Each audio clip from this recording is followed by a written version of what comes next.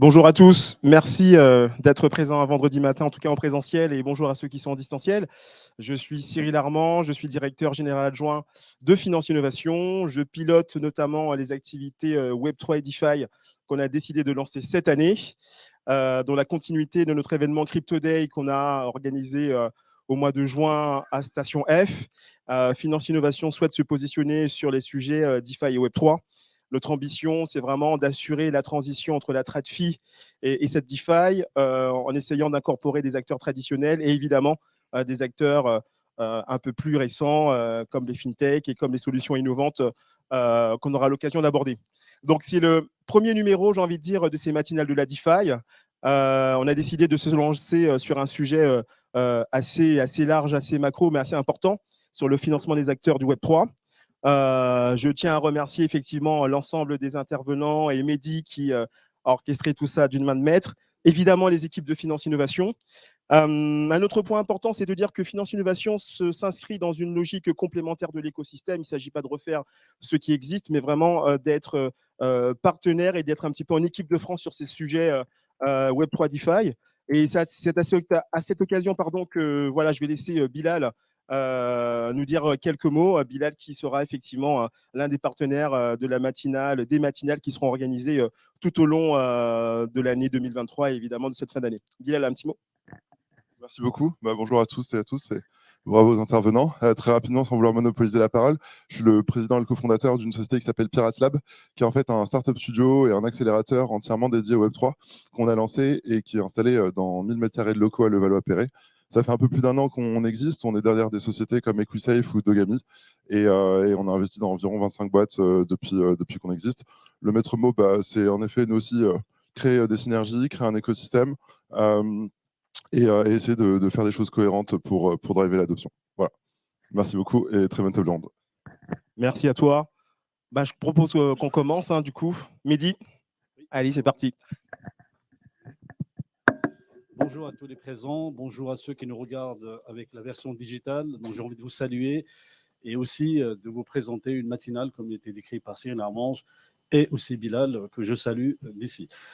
Pour commencer, je vais quand même essayer de présenter le panel. Donc, j'ai pris des feuilles pour ne pas rater de vos descriptions. Il y a des personnes que je connais déjà et d'autres que j'ai la joie de connaître. Donc, je commence de droite à gauche, de gauche à droite. Je commence par Elodie Trivio. Donc, Elodie Trivio a rejoint la banque Julie Mackenzie en 2018. C'est déjà intéressant d'avoir des acteurs bancaires dans notre panel en tant que responsable conformité pour les services d'investissement, puis directeur réglementation. Voilà. Conformité, contrôle permanent.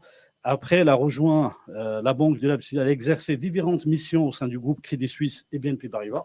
Et je me suis permis de voir ton LinkedIn, tu as même eu une expérience en Australie. Voilà. Donc, quelque part, c'est intéressant. En tant que responsable dispositif conformité de la banque du Mackenzie, Elodie a géré la demande d'enregistrement en tant que prestataire de services actifs numériques Lupsan. Et elle est titulaire d'un master de banque et finance à la fameuse université qui est Paris-Dauphine. Voilà. À côté d'elle, Marion Pérez-Brio, elle fait partie du cabinet Brio, c'est ça. Voilà, j'ai pas écorché ton nom. Elle fait partie d'un cabinet d'avocats spécialisés dans le financement.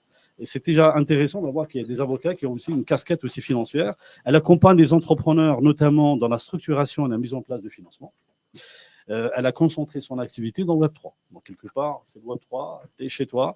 Et c'est vraiment intéressant. À ce titre, elle a financé via le crypto et levée de fonds classique en equity. À côté, on a Corinne Breda, que j'ai la joie de connaître il y a quelques années ici à Finance Innovation, d'ailleurs, avant le Covid.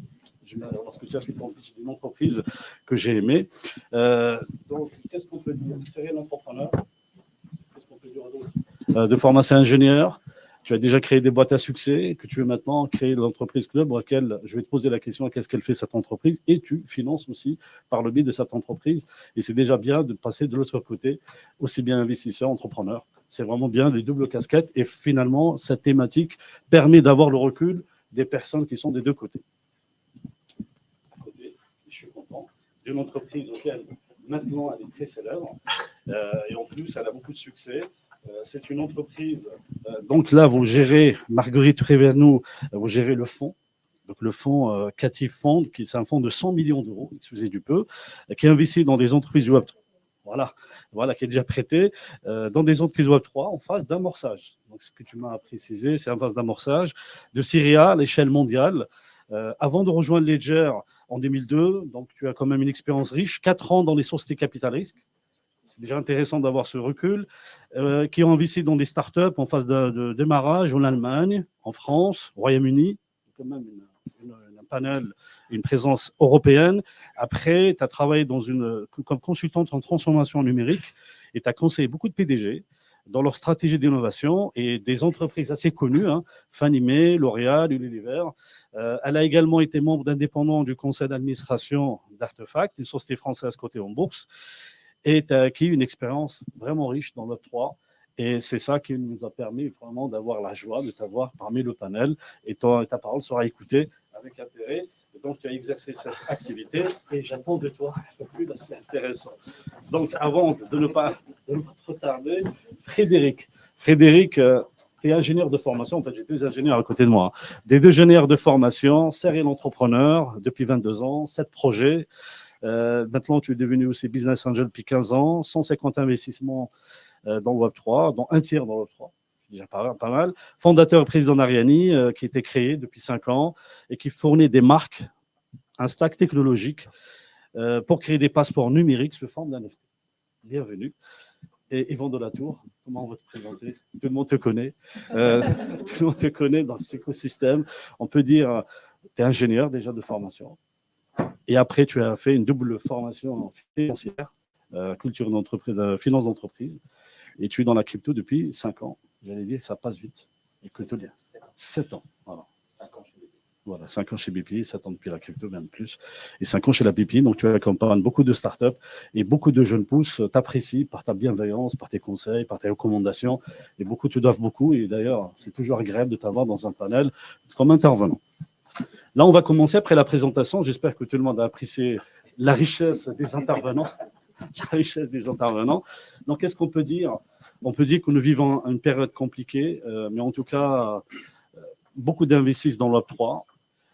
C'est un écosystème jeune, mais nous pensons tous qu'il va apporter de la valeur aussi bien pour les particuliers que pour les entreprises.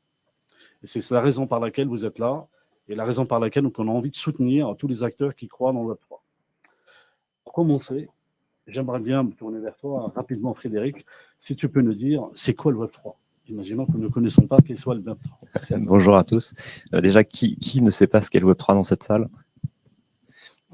Merci Dimitri.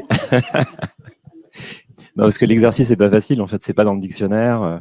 Donc, bon, un peu, il y a une interprétation un peu libre sur le sujet.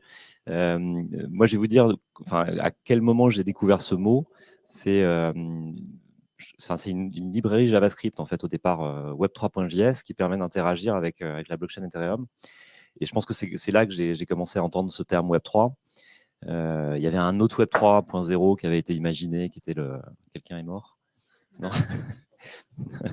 qui était le web sémantique, mais bon, que tout le monde a oublié, donc on va même pas en parler. Et donc, ce que je trouve intéressant dans cette accroche, c'est que cette librairie, elle permet de connecter quelque part une page web, une expérience digitale, donc en tournant sur un navigateur, de connecter cette expérience avec une blockchain en direct, sans intermédiaire, et pour récupérer de l'information, pour pouvoir en écrire. C'est une manière de s'interfacer avec l'Internet, avec des blockchains. Et je pense que c'est ça qu'il faut retenir. Pour moi, le Web3, c'est un mouvement qui consiste à vouloir se réapproprier la donnée et l'infrastructure. Donc, ce n'est pas nécessairement une technologie en soi, ce n'est pas une technologie particulière. Là, on parle d'Ethereum, mais il y a d'autres écosystèmes, il y a d'autres choses. Et finalement, c'est vouloir se réapproprier l'infrastructure, la donnée, et ensuite aller chercher les bonnes technologies pour pouvoir le faire. Et donc, pourquoi pas des blockchains, pourquoi pas de la crypto, pourquoi pas des jetons pour pouvoir le réaliser. Et on arrive à un moment où on voit bien les limites des plateformes centralisées. On voit bien que le modèle économique qui a permis au web de se développer très rapidement, initialement, en prenant à sa charge finalement tous les coûts d'infrastructure du réseau, arrive aussi à sa limite. Stocker trop d'informations, être finalement le custodian, le conservateur de nos données personnelles. Au bout d'un moment, quand tout est centralisé de manière avec une densité trop importante, ça présente plein de problèmes que le Web3 essaye de solutionner. Et à un moment où, tu le disais, bon, le marché est un peu pourri, hein, mais à un moment où voilà, on voit des plateformes tomber, il faut se poser la question aussi de ce que ça veut dire dans d'autres contextes. Le digital, c'est que de la donnée, nos dépositions GPS, ma vaccination, mes conversations perso sur des plateformes, tout ça, c'est de la donnée. Et l'argent aussi, c'est de la donnée. Donc, quand on le voit dans le contexte d'un FTX qui est conservateur d'une donnée qui est de l'argent et qui a utilisé cette donnée pour aller en faire des trucs divers sans en informer ses clients, c'est exactement la même chose qu'on voit dans la data utilisée pour d'autres raisons. Et donc, finalement, on devrait se poser la question aussi de qu'est-ce que ça veut dire de déposer nos données personnelles sur des plateformes centralisées et de laisser ces plateformes faire ce qu'elles veulent faire avec. Et évidemment, on n'a pas envie de ça. Et donc, le Web3, pour moi, c'est la solution à ça. Merci beaucoup, Frédéric. Je me tourne vers toi, Yvan. J'ai une question simple de quelques minutes. Est-ce que tu peux nous définir rapidement c'est quoi un crypto token? Parce qu'après, c'est un petit peu le sous-jacent de notre... C'est compliqué, mais... J'ai l'impression qu'on est puni avec Frédéric. Non, ce qui est très intéressant, c'est qu'en effet, le token, c'est quelque chose d'intrinsèquement numérique, mais qui a des propriétés financières. Alors après, il y a des débats philosophiques. Est-ce que c'est une monnaie, pas une monnaie? Est-ce que ça représente la valeur d'une entreprise? Est-ce que c'est une forme d'action? Et il y a plein de définitions et il y a tout un aspect lexical, sémantique. Maintenant, là, on est un peu à la croisée des chemins. C'est que les tokens ne sont pas forcément très protecteurs pour l'épargnant retail. Et de l'autre côté, il y a les securities, donc les actions qui existent depuis pas mal de temps et qui ont aussi eu leur déboire. Il y a eu, je ne sais plus quelle était la première réglementation, si c'était FRS, puis MiFID, puis MiFID 2. Donc aujourd'hui, on peut dire que les actions sont bien encadrées. La question, c'est est-ce qu'on fait une réglementation ad hoc pour les tokens, comme ça a été fait en Europe? Est-ce que les US vont imposer que les tokens soient une security?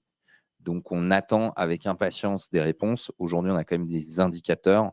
Le token se rapproche, enfin, à mon humble avis, se rapproche quand même de la security. Et je pense que tout le monde sera à peu près d'accord que c'est peut-être la bonne solution. Merci beaucoup, Yvan et Frédéric, pour votre éclairage. On a planté le décor. On va commencer de rentrer dans le vif du sujet. Je vais commencer par toi, cher Marion, en tant que juriste d'affaires et avocate à votre cabinet. J'ai envie de te poser deux petites questions et je te laisse disserter dessus. À quoi sert l'avocat et comment il accompagne les acteurs du Web3 dans cette histoire? À quoi il sert l'avocat? Alors, alors l'avocat sert à quelque chose, hein, vraiment. Je crois que ça fait rire tout le monde. Mais alors surtout là, dans le domaine du Web3 et dans le contexte actuel, l'avocat, en fait, il est là pour accompagner déjà son client. Premier point, Web3 ou pas, hein, il est là pour accompagner son client.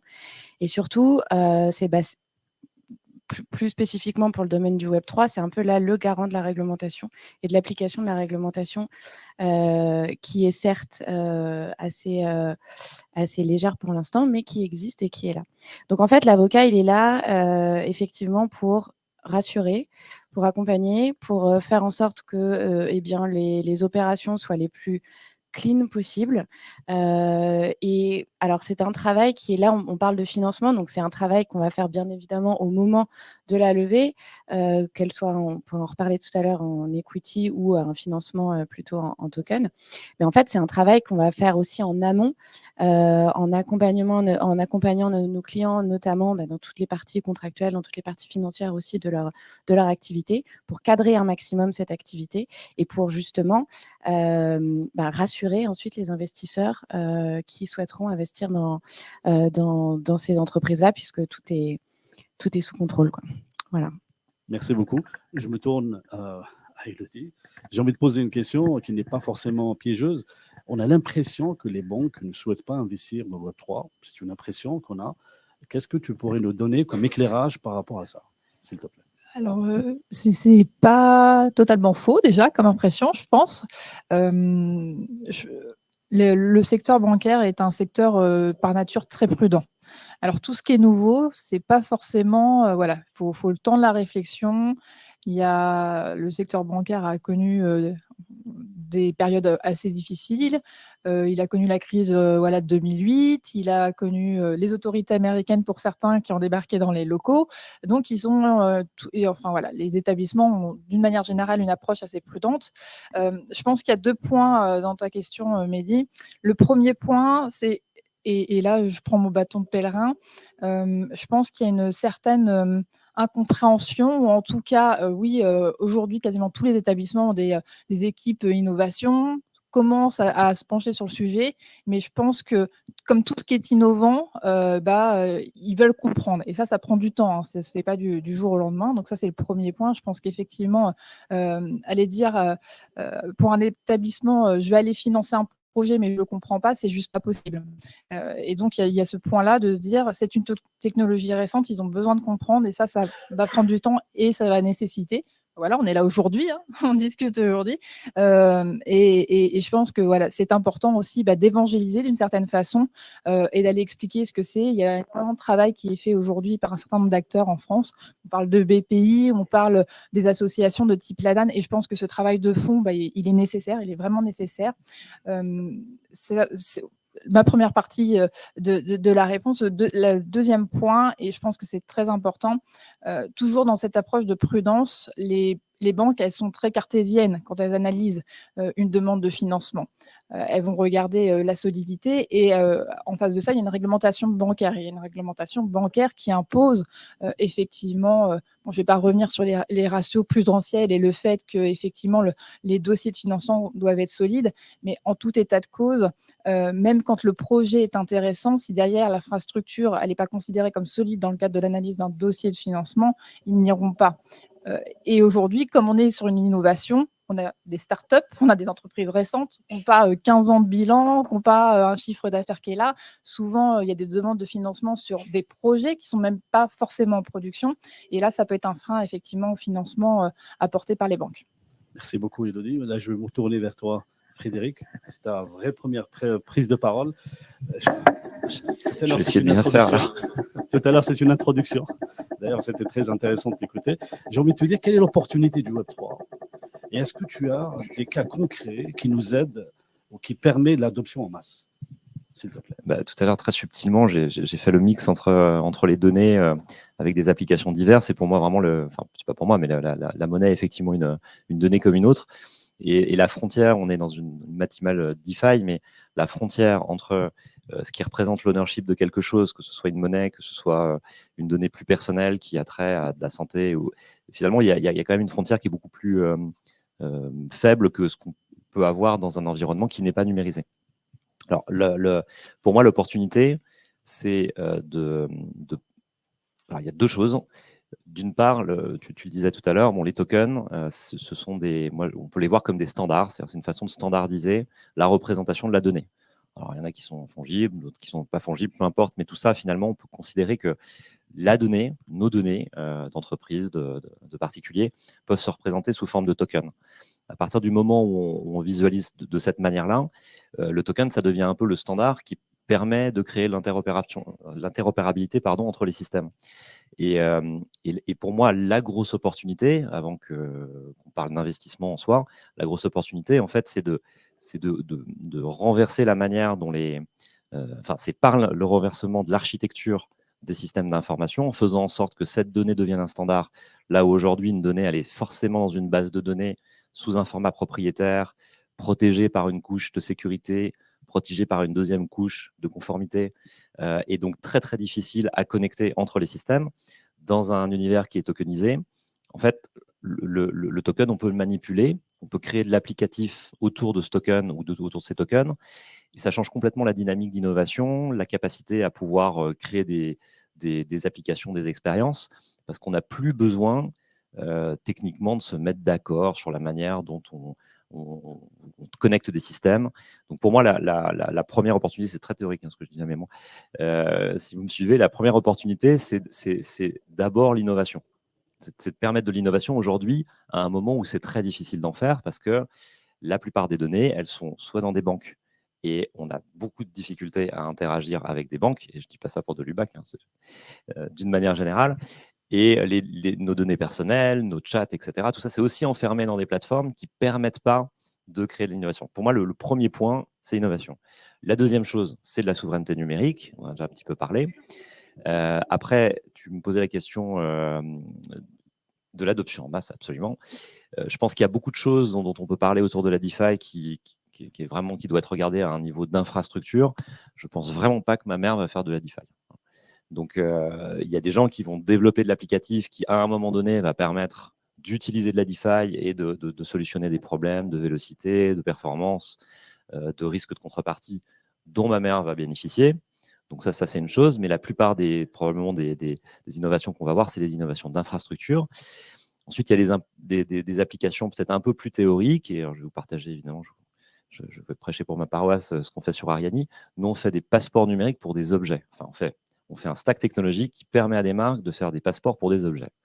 Ce passeport, c'est un NFT, et donc, si vous allez acheter une Vacheron Constantin, prix de départ 20 000, ou une Breitling, prix de départ 3 000 en sortant de cette conférence, on va vous donner une montre, on va vous donner un NFT avec, que vous allez stocker sur votre téléphone portable, qui va être la représentation numérique de cette montre, et qui est en fait le point de départ de tout un écosystème de contenu et de services autour de cet objet. Et donc, on voit, c'est une façon de représenter et de connecter l'objet dans un monde digital, un objet qui n'a pas vocation à être connecté. Cette montre-là, ce n'est pas des montres numériques. En faisant ça, en fait, on permet d'une part aux marques d'être présentes de manière native simplement dans un univers digital, alors qu'aujourd'hui, elles sont en périphérie, elles travaillent au travers de Facebook, au travers de Google, mais elles ne sont pas un objet natif, un composant primitif de l'Internet. Donc là, elles le deviennent au travers de leurs objets. Et deuxième chose, ça leur permet de créer des couches de services là où c'est extrêmement difficile aujourd'hui, parce que quand on n'a pas de point de contact digital direct avec son client final, en réalité, c'est très difficile de pouvoir transformer petit à petit son activité en une activité servicielle. Et donc, je prends cet exemple-là parce que bon, je ne vois que ça en ce moment, puisque c'est mon boulot, mais surtout pour montrer que sur des applications de ce type-là, là, on peut aller vers de l'adoption massive. Et on n'a pas besoin que les gens comprennent d'ailleurs comment ça marche, on n'a même pas besoin qu'ils se rendent compte qu'ils utilisent des actifs numériques et des technologies décentralisées. En l'occurrence, là, cette année, on aura fait quelques millions de passeports. L'an prochain, c'est quelques dizaines de millions. Et j'espère que ça continuera à évoluer de cette manière-là. Et en termes de chiffres, si on compare ce qu'on fait là et qu'on peut mettre dans les mains de ma mère cette fois-ci, à ce qui se fait dans un univers plus DeFi et peut-être même l'univers des NFT en général, ce n'est pas du tout les mêmes échelles du nombre d'utilisateurs.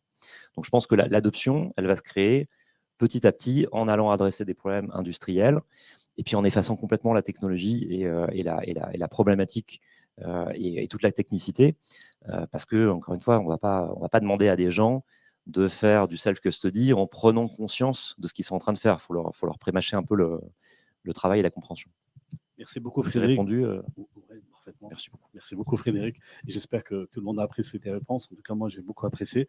Je me tourne vers toi, cher Yvan. Tu es connu par l'écosystème blockchain, mais pas que. Tu occupes un poste vraiment important dans la BPI. Et tous les acteurs se tournent vers toi. J'ai envie juste un tout petit peu titiller avec la première partie de ma question. C'est quoi ton regard sur Web3 ? Illusion, révolution, ça c'est la première partie. Et comment tu peux nous résumer l'accompagnement de la BPI pour un investisseur ou un acteur qui veut absolument croire et investir dans Web3 ? Comment tu peux résumer l'apport de la BPI dessus ? Merci pour cette question, parce que c'est une question qui revient chez des personnes de la BPI. Certaines pensent que le Web3 est une illusion, que ça va disparaître, que c'était une tendance.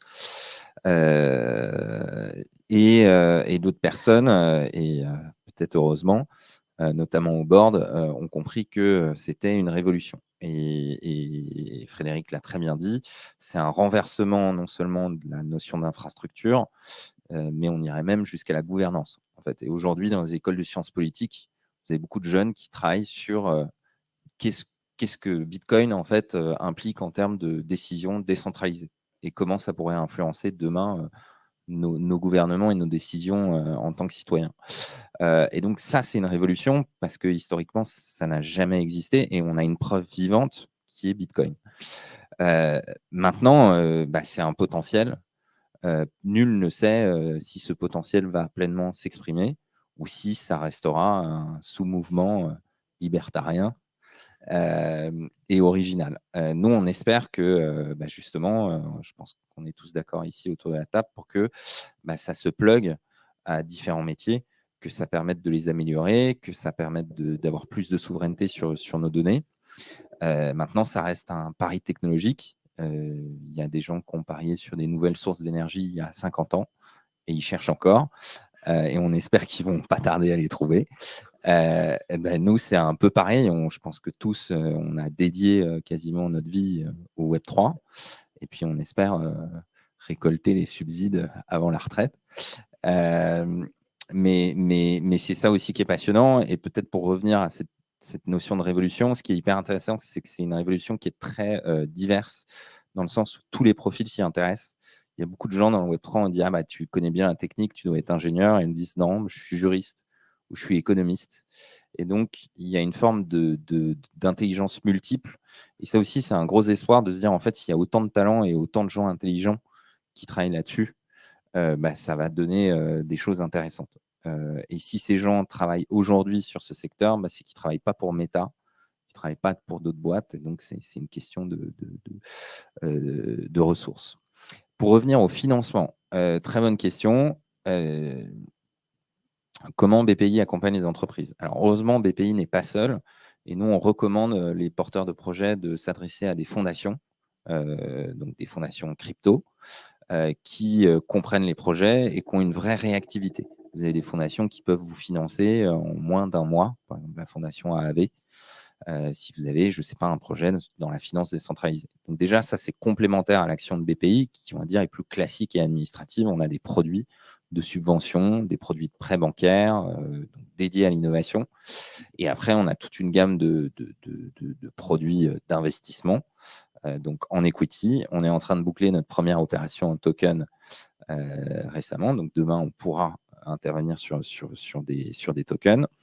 Mais l'idée, c'est que ce soit complémentaire également avec des fonds comme les Cathay, avec des business angels de grande qualité comme Frédéric, puisque il ne faut pas se focaliser sur BPI. Il faut, je pense, voir le financement public comme un financement complémentaire parmi toute une source de financement.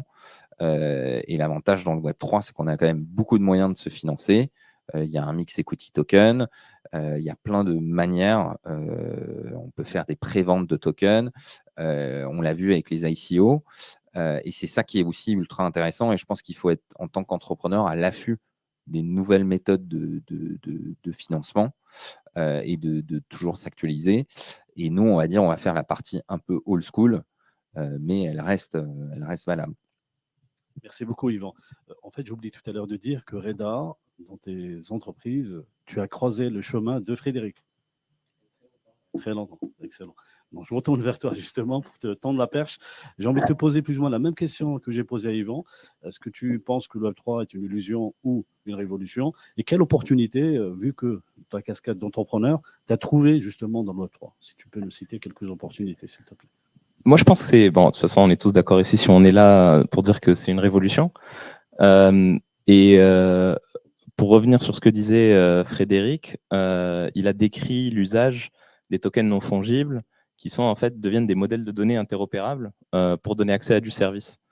Et ça, c'est un des usages principaux, mais l'usage qui a connu le plus de médias, presse, couverture, c'est celui des tokens fongibles. Le premier bull run qui a eu une couverture médiatique énorme était celui de 2017.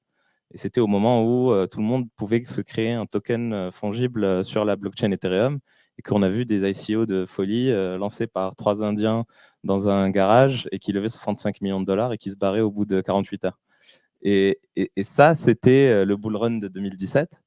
Ce qui est intéressant, c'est que dans l'usage, les tokens fongibles deviennent finalement de la monnaie programmable. Donc en fait, on apporte une logique métier dans des tokens qui transfèrent de la valeur et ou qui extraient de la valeur. Et c'est là, en fait, c'est intéressant, et je vais revenir sur ce que disait Yvan, je suis désolé, je ne suis pas totalement d'accord avec toi. J'ai dit qu'on se rapproche des securities, mais en fait, ça dépend des types de tokens. Effectivement, les tokens qui sont codés pour garantir de l'extraction de valeur aux détenteurs. Effectivement, on se rapproche des securities, mais je pense qu'il y a une grande partie de tokens qu'on peut considérer aussi comme des commodities. Parce qu'en fait, ils sont nécessaires pour faire de l'usage, un peu comme du pétrole. En fait, c'est du gaz qu'on utilise pour brûler, pour pouvoir utiliser une plateforme ou une infrastructure. Et effectivement, je pense que c'est le grand débat en ce moment chez les régulateurs américains, parce qu'on a la CFTC et la SEC qui se battent pour savoir qui est-ce qui va réguler quoi. Moi, je pense qu'il faut 2 frameworks et qu'on décide quand on a envie de lancer un token, est-ce que en fait, on est une securities, on se rapproche d'un format de securities, ou est-ce qu'on se rapproche d'un format de commodities?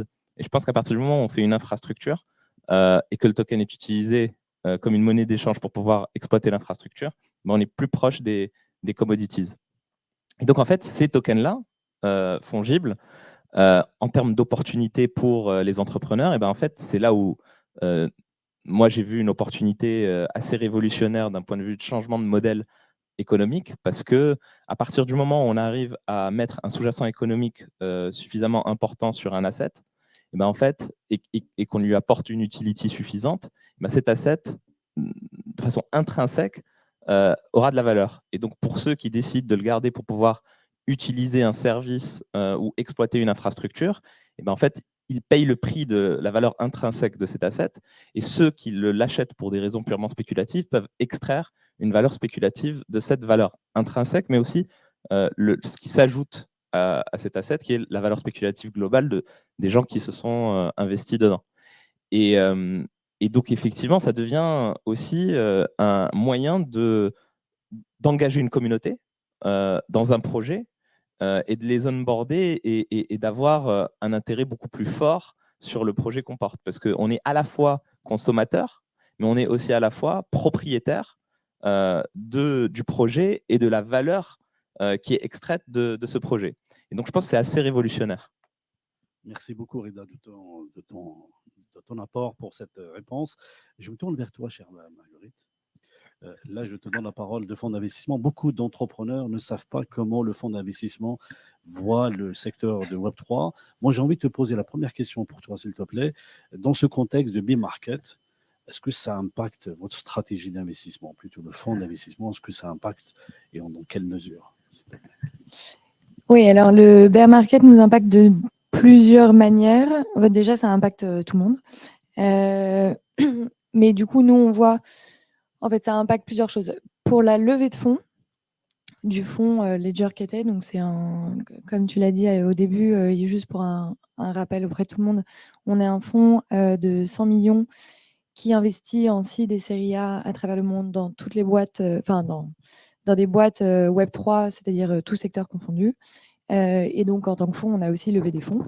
Et évidemment, quand vous êtes dans un bull market, on va vous poser un petit peu moins de questions sur, disons, l'approche des investisseurs potentiels dans le fonds va être beaucoup plus conservatrice et du coup, va y avoir plus ou moins de détails dans les explications des risques qui vont avec le Web3. Donc, c'est juste que comme il y avait un aspect assez spéculatif dans le Web3 au tout début, on sent qu'il y avait un engouement énorme au début de vouloir faire partie de la hype. Là où maintenant, ça redescend, il y a toute cette question, est-ce que c'est vraiment une illusion ou une révolution? Et donc, il y a tout cet aspect éducatif qui va beaucoup plus en détail, et notamment sur le point que tu faisais, Elodie, sur la compréhension en fait, de tous les acteurs de l'économie de manière générale, que ce soit ceux qui sont déjà dans le Web3 ou ceux qui sont intéressés par la manière dont le Web3 va potentiellement les impacter. Il y a tout cet aspect éducation sur ce que ça signifie. Sur le travail d'investisseur en soi, ça nous permet de faire notre travail proprement. Là où dans le marché de 2021, qui était un bull market, où en fait il fallait sortir des term sheets dans les 24 heures qui suivent le premier rendez-vous avec l'entrepreneur, il y avait des énormes compromis qui étaient faits sur le travail de due diligence, pardon. Et donc là, on a vraiment le temps de faire les analyses des boîtes parce que on est beaucoup moins dans le rush et on peut prendre 2 semaines pour faire l'analyse complète, faire les ref calls, que ce soit sur les fondateurs ou parler à leurs customers. Et vraiment, dans le day-to-day, c'est une énorme différence qu'on voit et qui est bénéfique à la fois pour les investisseurs eux-mêmes parce que c'est plus marrant quand même, et pour les entrepreneurs parce que ça crée une vraie relation qui n'est pas basée que sur de la FOMO enfin voilà, ça permet de rentrer plus en détail. Après, on le voit également dans les secteurs sur lesquels on se penche dans le Web3. C'est-à-dire que maintenant, on va porter beaucoup d'importance sur quels vont être les premiers secteurs à être adoptés par les consommateurs. Et avec le bear market, avec tout ce qui est en train de se passer avec FTX et ce qui en découle, parce qu'il y aura d'autres chutes associées à la chute de FTX, ça va potentiellement retarder l'adoption de certains aspects du Web3. Et donc, on va se concentrer, par exemple, le bear market est souvent une bonne opportunité d'améliorer la régulation, puisque des problèmes comme celui de FTX vont être soulevés et mis en lumière. Et donc, la régulation va pouvoir s'améliorer et vraiment se focaliser sur des aspects où il y avait des lacunes avant. On va avoir un renforcement de l'infrastructure et un renforcement également de tout ce qui est expérience utilisateur, qui va faciliter en fait l'adoption du Web3 à des personnes Web 2, enfin Web 2 natives, qui vont, comme ta mère, qui vont pouvoir utiliser le Web3 sans s'en rendre compte, grâce à une infrastructure solide et à une expérience utilisatrice un petit peu plus lisible, literate. Donc voilà, il y a des secteurs, par exemple, nous personnellement, sur le métaverse, par exemple, c'est des secteurs sur lesquels on ira un peu moins rapidement parce qu'on pense que l'adoption prendra un petit peu plus de temps pour arriver sur ces cas d'usage. Donc voilà. Merci beaucoup. Donc, mince, on ne peut plus lever de fonds avec un PowerPoint. C'est fini, ça. Exactement, ces temps-là sont révolus. Voilà. Je te donne la parole, Marion, justement, parce que ça permet de faire le complément de ce que Marguerite était en train de dire. Toi qui accompagnes au quotidien des entrepreneurs, tu souhaites les aider à lever des fonds et trouver des investissements, j'aimerais bien que tu nous éclaires que veut dire l'investissement Web3 pour toi et quel est le schéma d'investissement que tu opères avec ton cabinet. Alors, bonne question.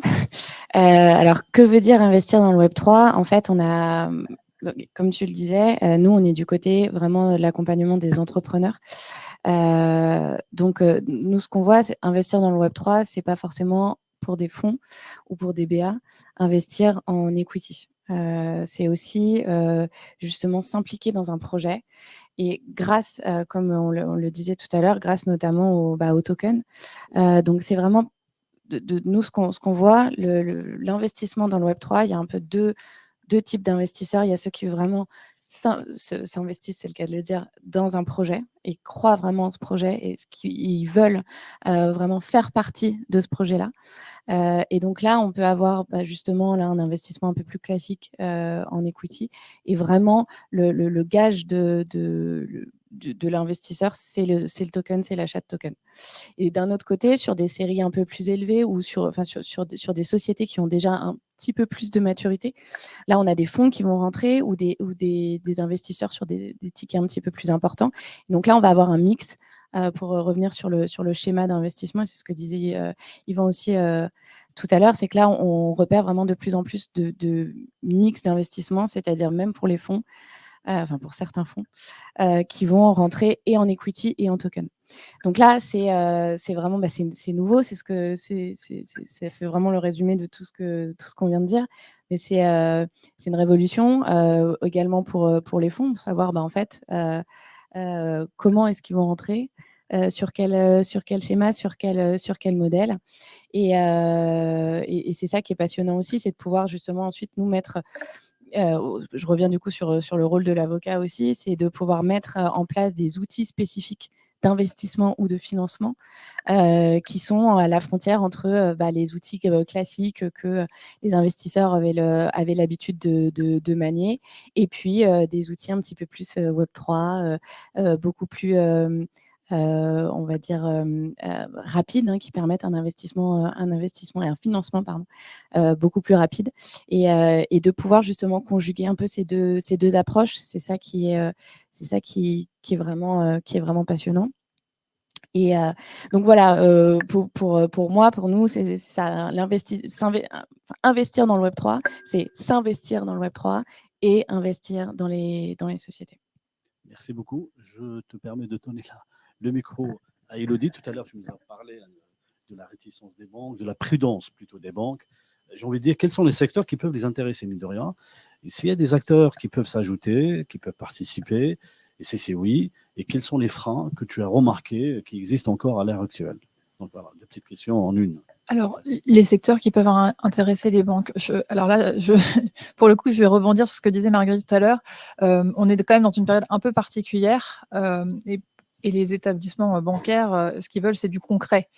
Donc, effectivement, aujourd'hui, quand on leur parle, et là, je prends nos cas personnels et les dossiers qui nous ont été présentés au sein de mon établissement, c'est sûr que les projets de métaverse, de gaming, c'est un peu loin de notre environnement. Très clairement.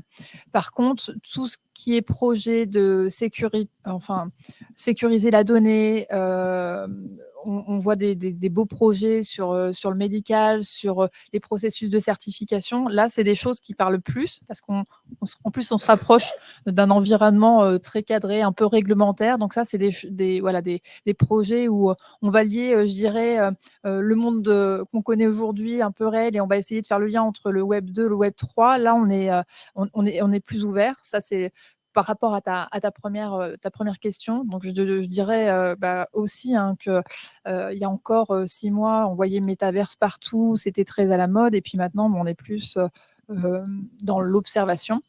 Après, par rapport à ta question de dire les autres acteurs et comment les banques peuvent s'imbriquer, je dirais que d'une manière générale, nous, en termes d'analyse, on est quand même très sensible sur le fait que quand des prospects ou des clients viennent nous voir en demandant un financement, il y a une démarche qui a été entamée. Alors, notre première question, et je dis, c'est quel est votre conseil? Voilà, donc ça parle bien. Quel est votre conseil? Est-ce que vous avez déjà parlé avec la BPI? C'est en général la deuxième question. Et est-ce que vous avez déjà fait des démarches, des ICO? Et donc, on regarde les dossiers dans leur globalité, parce qu'un dossier qui va nous arriver en disant, bah voilà, moi, je cherche un financement, j'ai besoin de 100 000 euros, mais j'ai rien fait, je ne me suis pas renseigné autour. De fait, ça va être assez négatif en premier abord. Et donc, on regarde vraiment la structuration globale de la demande de financement. Ce n'est pas qu'un acteur, c'est plein d'acteurs. On regarde également les démarches qui ont été faites pour avoir toutes les solutions des Stempel innovation qui ont été présentées. C'est un vrai plus pour nous en termes d'analyse. Et je pense que si j'ai un conseil à donner aux entrepreneurs, c'est pas juste aller voir un acteur, c'est réfléchir à tout un tas de solutions, et elles sont toutes imbriquées. Et un financement, c'est pas qu'une seule personne, c'est pas qu'une seule structure, c'est pas les banques, on sait qu'elles sont aujourd'hui un peu réticentes, mais il y a plein de solutions, notamment sur le Web 3. C'est un écosystème qui est quand même très, très, très dynamique. Et je pense qu'il faut activer toutes les solutions, il faut construire son dossier de manière solide. Merci beaucoup. Excusez-moi, ça c'est mon réveil. Non, je suis endormie. Rassurez-vous, je me lève très tôt, mais ça c'est un réveil d'étape. J'ai envie justement, la perche que Élodie a tendue, j'ai envie de te poser la question, quelles sont les étapes et technologies qui manquent justement pour parler concret, et quelles sont selon toi les opportunités pour les entrepreneurs dans le Web3? Toujours, je bascule entre entrepreneurs, investisseurs, banques. Donc la question, elle est pour toi. C'est top. Je vais peut-être commencer par l'opportunité pour les entrepreneurs. Il y a 1000 façons de répondre. On parle beaucoup de réglementation, de cadre. En fait, toutes les technologies qui tournent autour du Web3, donc les blockchains, les tokens, etc., elles permettent toutes d'avoir une meilleure transparence, une capacité à être certain de la manière dont des opérations se déroulent. Il y a des technologies qui permettent de limiter des risques de contrepartie dans l'exécution. Et finalement, tout ça, ça répond à des besoins ou à des demandes des régulateurs et des gens qui essayent de créer des cadres. Et souvent, on a tendance à opposer ce qui se construit dans le domaine dans le domaine du Web3, de la crypto, avec une demande des régulateurs, alors qu'en réalité, normalement, c'est complètement aligné. Alors, de temps en temps, il y a des sujets qui sont politiques, qui se rajoutent aux discussions, et qui font et puis des sujets idéologiques qui font qu'on n'arrive pas forcément à s'aligner, mais normalement, quand même, l'utilisation d'une blockchain, l'utilisation d'actifs numériques, ça doit permettre de garantir qu'un cadre qui a été posé est bien respecté dans ces opérations. Ce qui est assez révolutionnaire pour par exemple dans le secteur bancaire, parce que une réglementation dans le secteur bancaire, elle dit comment les banques doivent agir, mais elle n'est pas capable en temps réel d'aller vérifier ce qui se fait sur les plateformes. Alors que quand on travaille avec des actifs numériques, quand on travaille avec des blockchains, en réalité, il faut savoir être capable d'auditer le code à l'entrée. À partir du moment où on est confort avec la manière dont ça a été écrit, on sait que ce sera pas besoin d'aller, on n'aura pas besoin derrière d'aller vérifier si les opérations sont bien déroulées. Et donc en fait, sur la question de l'opportunité pour des entrepreneurs, je trouve que plutôt que d'essayer de regarder comment est-ce que on continue à développer des choses assez sauvages, en termes de création de valeur et d'alignement et de capacité à se mettre vraiment sur une vague, c'est aussi intéressant d'aller voir du côté des régulateurs. Alors moi, c'est ce que je fais. C'est peut-être parce que je suis un peu plus vieux maintenant. J'aurais peut-être pas fait ça il y a 20 ans. Mais c'est vrai qu'aller voir les demandes, l'esprit dans lequel les lois sont en train d'être écrites et essayer de comprendre comment est-ce qu'on fabrique des briques pour se mettre exactement dans l'alignement de ce que le régulateur veut voir, bah, c'est une super opportunité. Parce qu'une fois qu'une loi rentre en vigueur, et aujourd'hui elles le sont de manière pan-européenne à minima, et on voit même que quand elles sont écrites en Europe, en général, elles sont traduites ou on a une avance en termes de réglementaire dans le digital en Europe par rapport à l'Amérique du Nord, par exemple, ce qui est assez étonnant. Mais c'est vrai. Donc quand on est capable de comprendre vraiment des courants, des tendances de régulation et de construire des produits qui permettent de répondre aux attentes du régulateur, on a une opportunité business qui est extraordinaire. Et en termes d'impact, en termes de donner du sens finalement à son travail, en général quand même, le processus démocratique qui débouche sur la volonté d'encadrer telle ou telle activité, en général, c'est quand même assez bien fondé. Donc, moi, je trouve qu'une des opportunités, c'est celle-là. Elle est pas bien comprise en général de l'écosystème. Parce que c'est complexe. Puis alors bon, moi je passe beaucoup de temps à Bruxelles en ce moment, c'est pas non plus hyper fun, faut dire ce qu'il y a. Mais ça vaut le coup et tout est public. Donc alors, vraiment c'est de l'information là pour le coup qui est facile à computer. Il y en a beaucoup, donc il faut faire le tri, il faut comprendre comment les choses fonctionnent. Mais je trouve que là, en termes d'opportunités, c'est énorme. Et alors, je parle même pas de legal tech, mais vraiment juste comprendre les tendances. Et je vois très, très peu de gens le faire. J'ai complètement oublié le début de la question.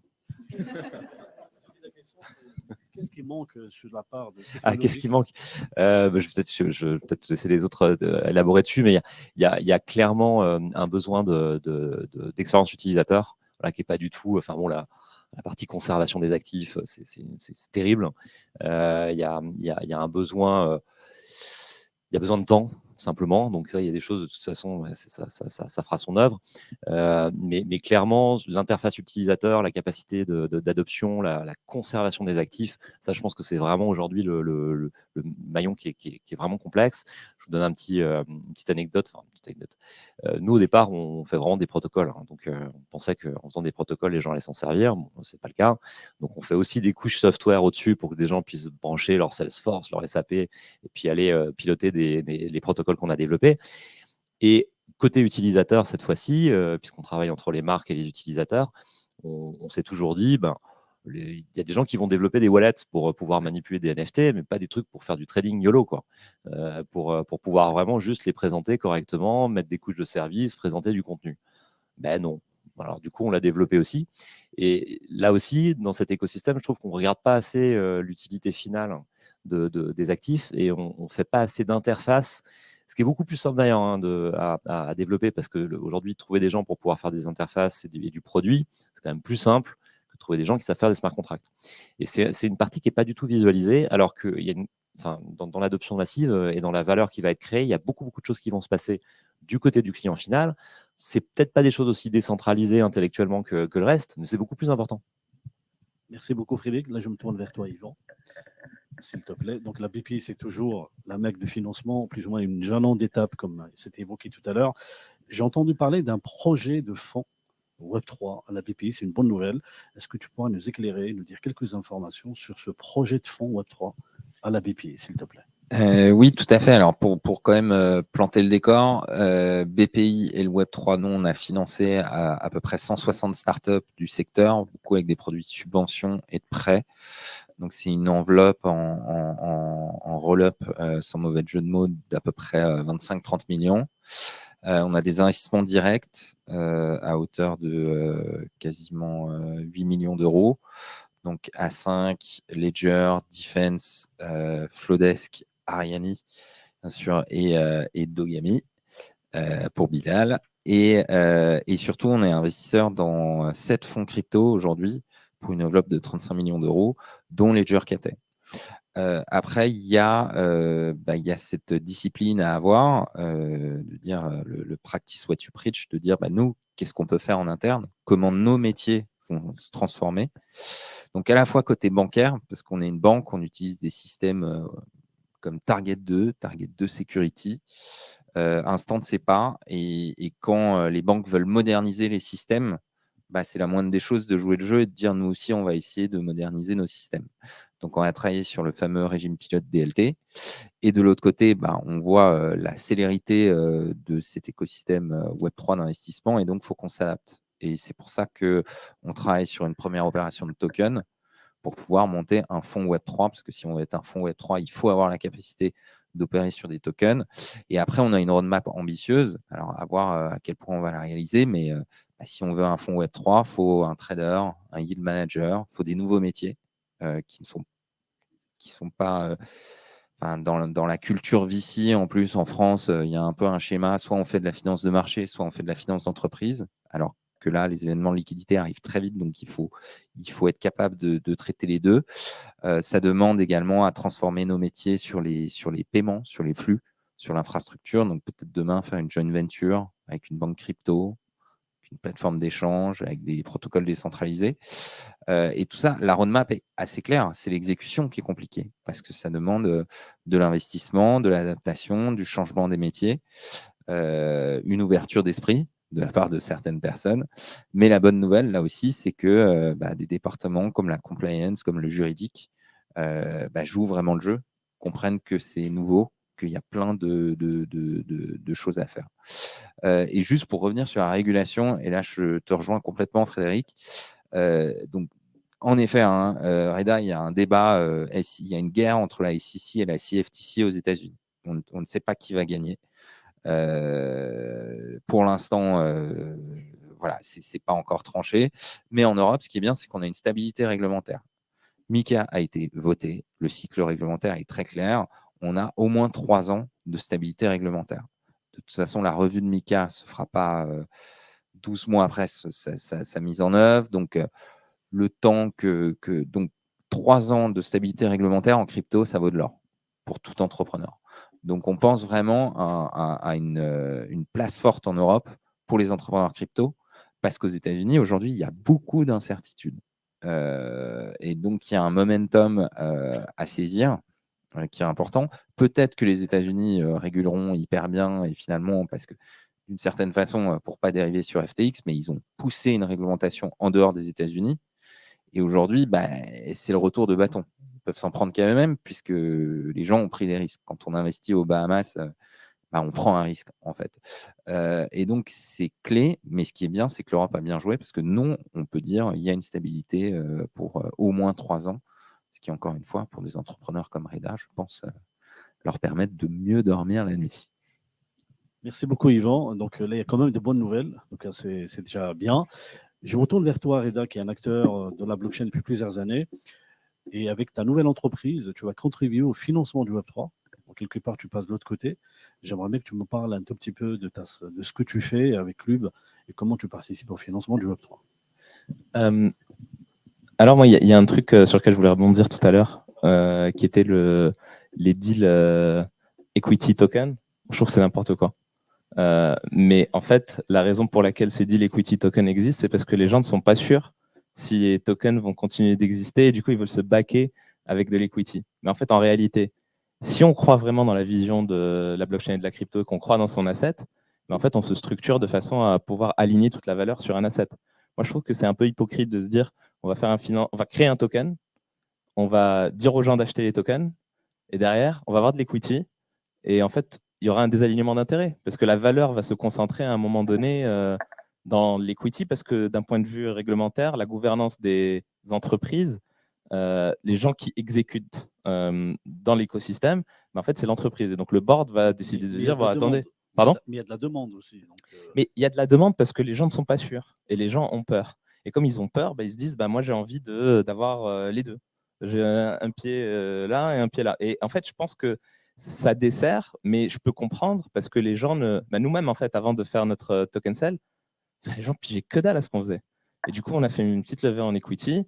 Et finalement, quand ils ont vu le token, ils se disent on aimerait bien avoir le token. On dit vous convertissez votre equity en token. C'est aussi simple que ça. Mais l'idée, en fait, ce qui est intéressant, c'est que c'est des nouveaux concepts. Et tu l'avais dit tout à l'heure, Yvan, tu dis en fait, la crypto, le Web3, c'est une conjonction de plein de compétences. Il faut être financier, technologiste, ingénieur, économiste. Et si on n'a pas tous ces éléments-là conjugués, en fait, on va forcément faire de la merde parce qu'on aura oublié un des paramètres et on va se retrouver avec un token avec une inflation à 100 000%. Et merde, le projet est top, mais on a mal pensé sa politique monétaire.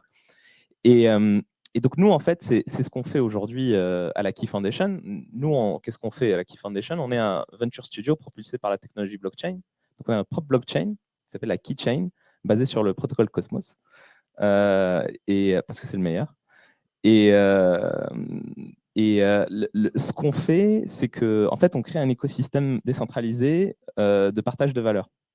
Moi, je pense, ça c'est ma philosophie, que c'est injuste quand une entreprise dégage de la valeur lors d'un événement de liquidité, que seuls les fondateurs et les investisseurs bénéficient de cet événement de liquidité.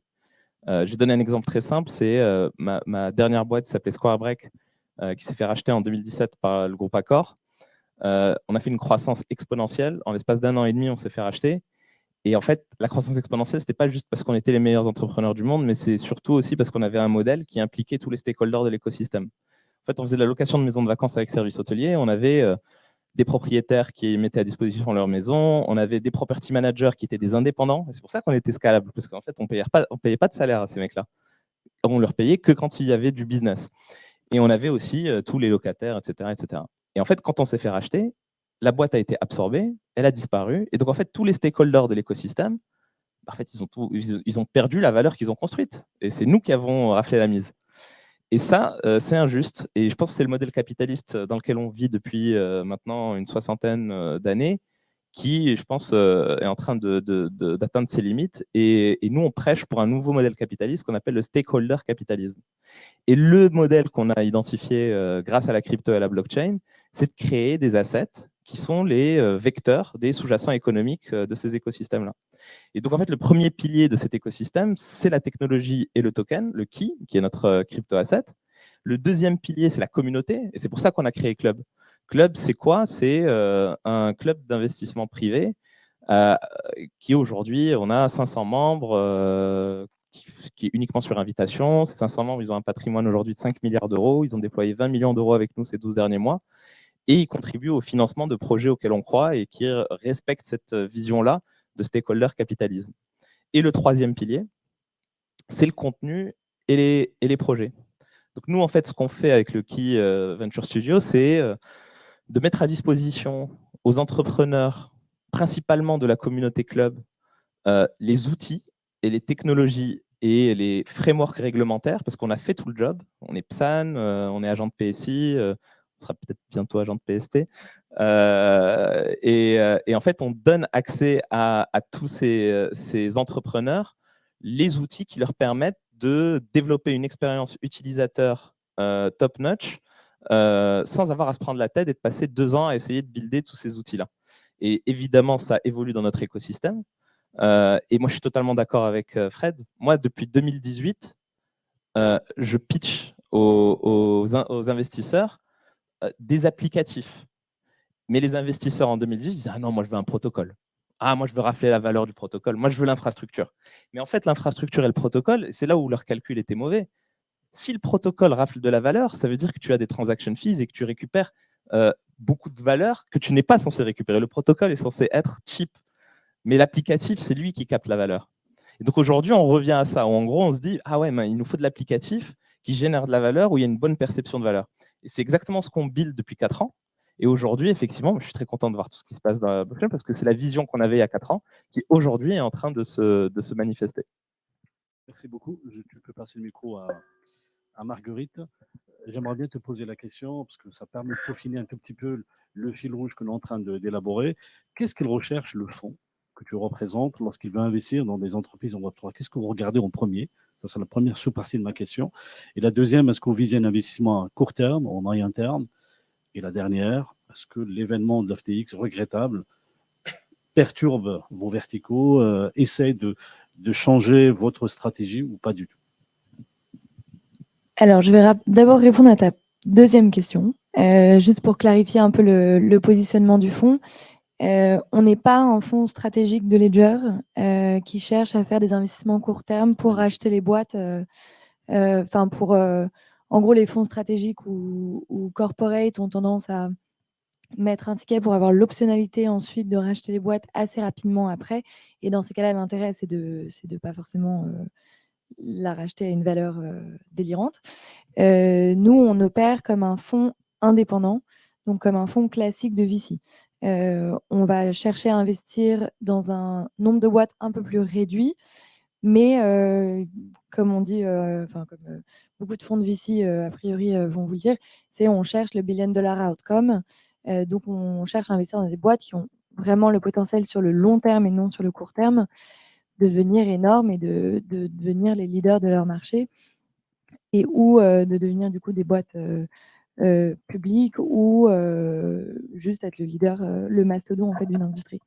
Par rapport à ce qu'on cherche dans les boîtes qu'on regarde, déjà il y a un facteur un peu où on les observe en tant qu'investisseur, que ce soit dans la blockchain, que ce soit dans la fintech, que ce soit, qui n'est pas forcément lié au fait qu'on se focus sur le Web3, mais qui est lié au travail d'investisseurs early stage, donc dans des boîtes, dans des startups en phase d'amorçage. Et ça, de toute façon, au stade de seed et série A, c'est vraiment l'équipe. Tous les autres facteurs, même le marché qui vient en deuxième et sur lequel je vais élaborer un petit peu après, mais ça vient vraiment dans un second temps.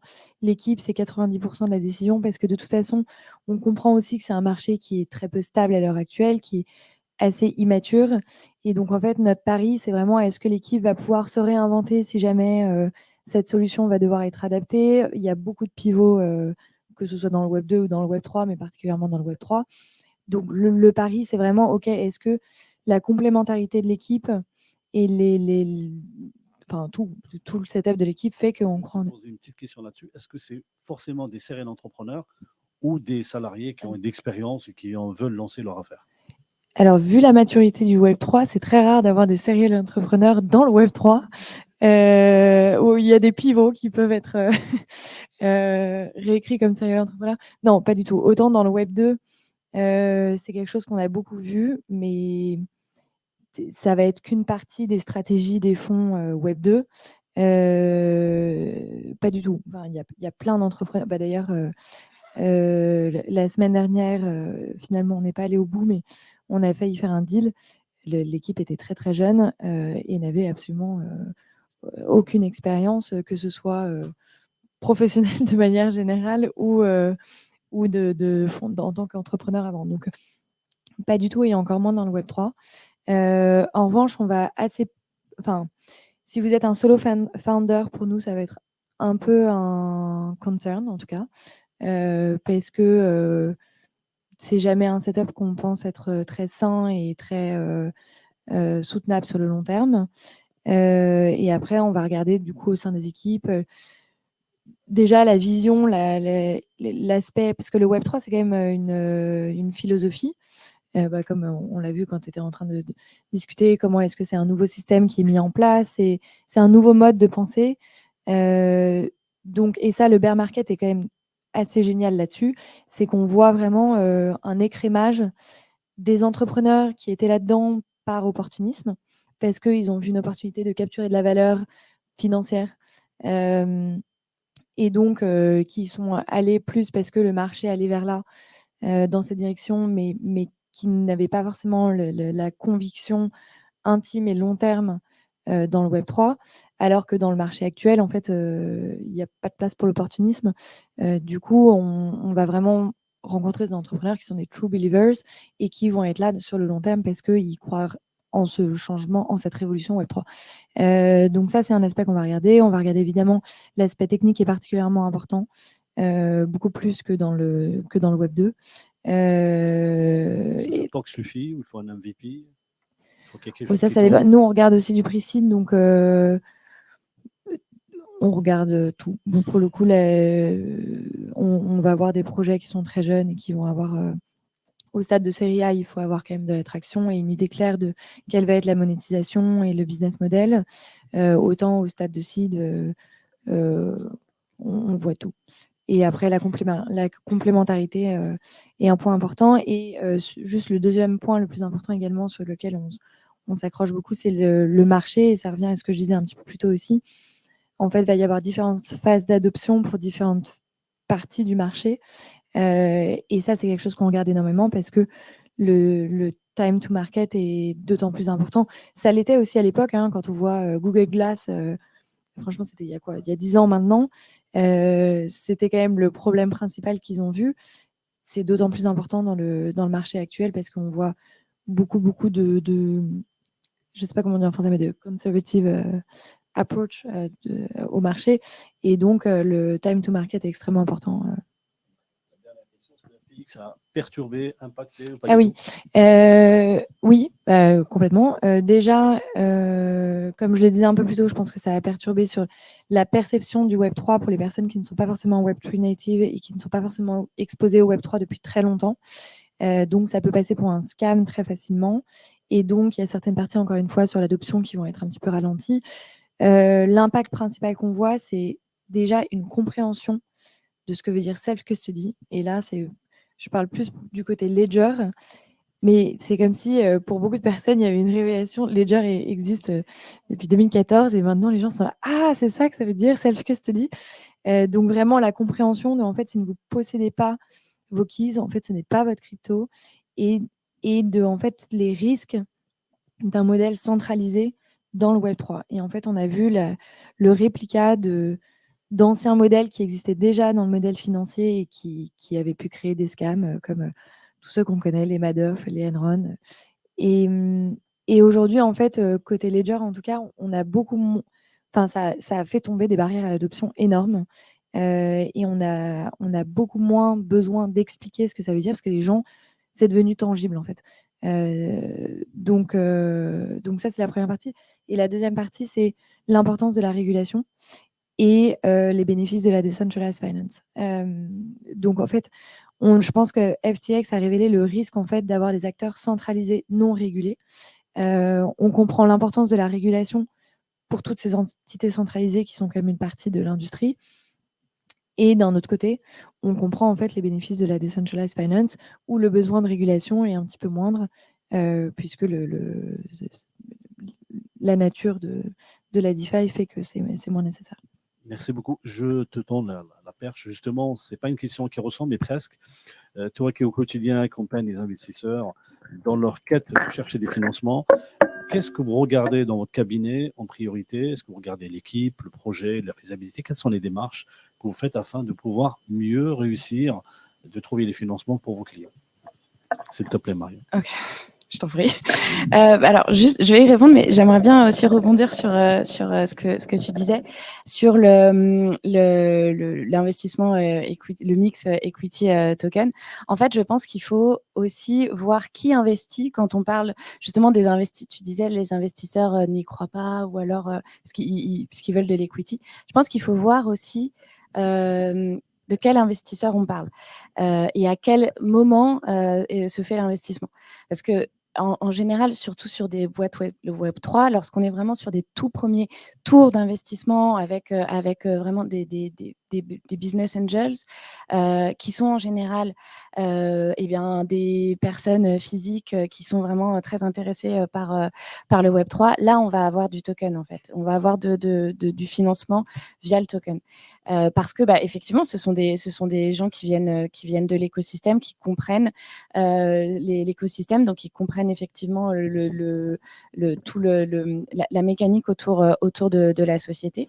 Ensuite, quand on arrive sur des investisseurs qui sont un petit peu plus rodés ou un petit peu plus importants, type fonds, eh bien là, on a en fait deux problématiques, je trouve. C'est que la première, c'est une problématique de temporalité.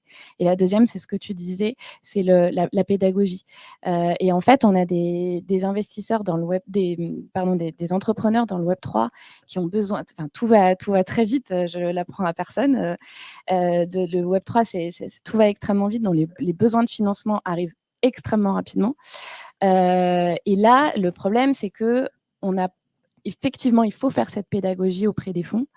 Par exemple, je parle des fonds, mais ou des investisseurs un peu importants. Et en fait, le problème, c'est que les investisseurs, les entrepreneurs, n'ont pas forcément tout le temps ce temps-là pour vraiment expliquer, faire cette pédagogie-là, expliquer que voilà, le financement via le token, qu'est-ce que ça va leur apporter vraiment et pourquoi est-ce qu'il faudrait plutôt partir sur du token que de l'equity. Et en fait, les fonds classiques avaient l'habitude d'investir en token sur des outils et sur des mécanismes qu'ils connaissent, qui sont rodés pour eux, ça les rassure et donc ils investissent. Pour eux, c'est plus rapide d'investir en fait quasiment en equity qu'en token. Pour eux, parce que dans la réalité, c'est beaucoup plus rapide de financer via un token que via de l'equity, quoi qu'on peut faire très vite en equity aussi. Mais et en fait, je pense que c'est aussi ça, c'est que les investisseurs, je vais y arriver, les entrepreneurs se retrouvent vraiment un peu à la croisée des chemins. D'un côté, ils ont vraiment besoin de fonds, de liquidités, et on a des investisseurs en face qui sont prêts à les donner, mais en equity. Ou alors en token, mais là, ça va prendre un peu plus de temps parce qu'il va falloir. On est totalement d'accord, mais c'est pas, aussi et surtout, ça manque de framework de gouvernance sur les projets tokens. Nous, on a refusé plusieurs investissements de très beaux fonds français qui, en fait, c'était marrant parce qu'ils voulaient les tokens, mais ils ne pouvaient pas prendre les tokens. Du coup, ils voulaient de l'equity, mais en même temps, ils voulaient la gouvernance de l'equity en ayant les tokens. Et donc, en fait, on s'est dit, bon, il ne faut pas avoir le beurre et l'argent du beurre à un moment donné, mais c'est vrai que les bylaws des fonds ne leur permettent pas, et surtout qu'en France, aujourd'hui, il n'y a pas de dépositaire pour pouvoir récupérer les tokens. Ça, c'était aussi l'une des raisons pour lesquelles ils proposaient le setup equity. Mais au final, nous, on ne pouvait pas dévoyer le modèle de gouvernance de la structure. On aimait ce fonds-là et on voulait l'accepter, mais au final, les partenaires ont acheté des tokens tout seuls de leur côté et puis ça s'est fait comme ça. Et malheureusement, aujourd'hui, on n'a pas le framework en France qui permet de faire ce genre d'opération. Pas encore, effectivement, je te rejoins complètement. Et c'est d'ailleurs, ça fait partie justement de cette pédagogie-là et c'est très important. C'est très bien qu'on justement on ait ces matinales, ces événements parce qu'il faut en parler. Il faut vraiment. Voilà, on est un peu des pèlerins, comme tu disais aussi, Elodie. Et on est là pour expliquer que voilà, comment ça se passe, quel est le modèle et faire bouger les choses en termes de réglementation aussi. Et ça bouge, et tant mieux. Et aussi, justement, voilà, mettre des cadres, faire changer les mentalités, et notamment les mentalités des investisseurs. Et je te rejoins totalement. Si je peux rajouter, parce que le côté fonds, c'est vrai qu'on a un vrai point de blocage, c'est-à-dire qu'on a plein de fonds qui réfléchissent, des fonds de Web3, et on n'a pas l'offre technique pour aller accompagner ces fonds. Et le sujet dépositaire qu'a évoqué Risa, c'est juste un sujet majeur pour la place, mais en France, pour notre développement, parce qu'aujourd'hui, qui sont les dépositaires ? Ce sont des filiales de groupes bancaires qui sont alors soit en phase d'observation, soit ils commencent à se dire « Ah, il va falloir que je me penche sur la technologie pour aller faire de la conservation de tokens ». Et là, ça soulève des sujets, quels sont les outils. Et c'est ce que disait Yvan tout à l'heure. On est dans un écosystème qui est très rapide, mais qui nécessite des mises en place technologiques qui prennent du temps et donc effectivement il y a des vrais enjeux stratégiques, je pense pour la France et pour la place financière française, de se dire à un moment effectivement il faut qu'on ait tout un écosystème qui accompagne le Web3 et on est en plein dans cette problématique là. Et du coup, pour répondre à ta question. Non. Donc nous, ce qu'on regarde, alors nous, on n'est pas investisseurs, on est donc un cabinet d'avocats, on accompagne les entrepreneurs et c'est ce que je disais en fait tout à l'heure. Nous, le but, c'est de permettre à nos clients de pouvoir se financer. Donc, pouvoir se financer via des investisseurs ou du financement dilutif ou non dilutif. Mais nous, ce qu'on va faire surtout, c'est la première chose, c'est le plus important. Pour nous, c'est ce que je disais tout à l'heure, le but, c'est quand même de rassurer les potentiels et les futurs investisseurs. Donc, la première chose, c'est le cadrage réglementaire. Parce qu'on en a parlé là, tout le long de la table ronde, la réglementation, c'est le point clé. C'est un des points clés. Il est très important que on puisse rassurer le marché, les investisseurs, grâce à ça, en indiquant et que l'entrepreneur, la société, elle est compliant, on n'est pas sur un nouvel FTX. On a justement cette chance, comme disait Yvan, aussi en Europe et en France, d'être quasiment les plus avancés en matière de réglementation. Donc, la première chose, c'est ça, c'est déjà de cadrer réglementairement parlant, juridiquement, l'activité de la société. Son activité, ces tokens, par exemple, si token il y a, de qualifier ces tokens-là pour être sûr qu'on est sur l'application des bonnes réglementations. Ça, c'est le premier point. C'est un peu évident pour un cabinet d'avocats, du coup, la réglementation. Mais ce qu'on fait aussi, après, pour permettre cette recherche de financement, c'est le challenge aussi. On se met un petit peu... pas à la place des fonds, mais presque.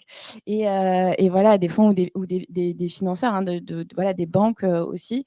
Et c'est ça, ce qui est très important. Et nous, là aussi, où on accompagne nos clients, c'est justement c'est ce qu'on disait tout à l'heure, dans la structuration de leur financement, la structuration de leur dossier, en fait. Donc, on va challenger le business model, on va challenger le business plan. C'est important de structurer vraiment cet investissement, cette recherche de financement avant même justement de... L'équipe, elle prend quelle place?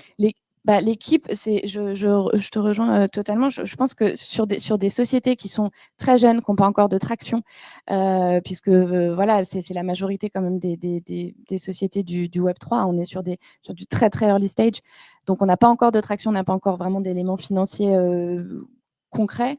Le plus important, c'est l'équipe. Et donc là, effectivement, les investisseurs, ils vont investir dans une équipe, dans un projet. Donc, il faut accentuer ce matrix-là. Pour moi, c'est effectivement un des points capitaux dans les boîtes du secteur Web3 et en termes qui ont une maturité qui n'est pas encore très importante. Merci beaucoup, merci. Je tends la main, le micro plutôt, à Elodie. Tu as pris la partie, je te remercie, parce que c'est l'interaction, c'est pas déjà programmé, c'est l'improvisation et la spontanéité, ça permet d'enrichir cette table ronde. Tout à l'heure, on a parlé avec beaucoup de scepticisme de l'après des banques, les réserves, le fait qu'elles sont précautionneuses un peu plus, il y a des freins. Est-ce que selon toi, tout cela pourrait évoluer vers le bon sens? Ça évolue déjà. Ça, c'est une bonne nouvelle. Alors, moi, je suis par nature quelqu'un de très optimiste. Et en tout cas, ce que je vois, c'est qu'aujourd'hui, les banques évoluent. Bon, je ne vais pas citer, il y a des banques qui sont plus en avance. Hein. On peut citer Société Générale, il y a Forge. Voilà, il y a en tout cas, un certain nombre de banques qui ont pris des initiatives. Il y a KCIS qui a indiqué qu'il travaille avec Taurus. Donc, Taurus est un prestataire suisse qui développait des solutions de conservation et de tokenisation assez poussées, puisque c'est un des leaders en Suisse sur ce sujet-là. Il a accompagné énormément de banques en Suisse. BNP Paribas a fait la même chose. Donc, pour moi, le secteur évolue. Alors, ça évolue jamais assez vite. Hein. On aimerait déjà être très, très en avance. Donc, on est déjà on a poussé, pour moi, la phase d'observation. Maintenant, on commence à avoir des preuves tangibles que l'ensemble des établissements bancaires mettent en pratique. Hein. Ça, c'est le premier point. Et le deuxième point, et je pense que c'est encore plus important, c'est que l'ensemble des associations qui entourent le monde bancaire, donc on peut citer le CBF, l'AFG, il y a au sein de toutes ces structures, il y a des groupes qui se sont formés sur le Web3, sur la blockchain, qui sont en train de réfléchir à des solutions. Ce qui veut dire que quand on arrive à avoir des groupes qui se constituent et pas que des personnes qui sont en train de méditer ou de philosopher sur qu'est-ce que la blockchain, qu'est-ce que le Web3, c'est vraiment des sujets très concrets qui sont évoqués. Pour moi, ça montre très concrètement que les établissements ont pris conscience que c'est pas une illusion. On revient un peu, est-ce que le Web3 c'est une illusion ou pas? Je pense qu'il y a, bon, il y a toujours quelques établissements qui sont très, très réfractaires. On n'empêchera pas les réfractaires de changer du jour au lendemain, mais en tout cas, il y a ces groupes qui se sont constitués, qui travaillent déjà sur des offres. Il y a des réflexions et nous-mêmes, quand on est devenu PSAN en fin mars, on a été contactés par des collègues de la place pour savoir pourquoi, quelle était la stratégie, pourquoi on était devenu PSAN, quel était l'intérêt, est-ce qu'on y voyait.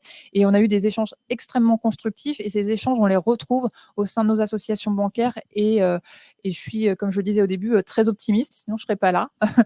Sinon, on ne travaillerait pas au niveau de la banque de l'UBAC sur l'accompagnement des différents projets et je pense que et personnellement, j'en suis intimement persuadée. On est dans une vague.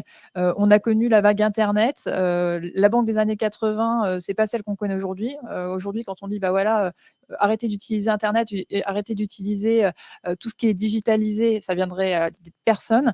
Et ben, je pense que pour le Web 3, dans 10 ans, on regardera ça peut-être avec du recul en disant. Aujourd'hui, on est en train de philosopher en se disant bah, qu'est-ce que ça va être. Et puis, je pense que dans 10 ans, ça sera ah oui, bon, bah, non, mais c'était sûr. Voilà. Donc, Merci beaucoup. Donc, on a parlé de faire financer une entreprise, accompagner l'entrepreneur. Et je pense que vous partagez tous l'idée que lever des fonds, récupérer de l'argent, ce n'est pas un objectif, mais un moyen de développer l'entreprise. Et on a bien compris qu'on aimerait bien que l'entreprise mise sur la durée. J'ai envie de me retourner vers toi, Frédéric. Une fois qu'une entreprise elle a réussi à se structurer, passer la première année, construire son équipe, réussir un financement, donc j'aimerais bien, on est tous d'accord que la perspective du marché est importante. Quelle est selon toi cette perspective des marchés? S'il te plaît. Non, mais je vais reprendre un peu mon fil, mais la perspective, c'est un changement, pour moi, c'est un changement d'architecture. Pardon? Le fil d'Ariane, évidemment. Le Minotaur, tout ça.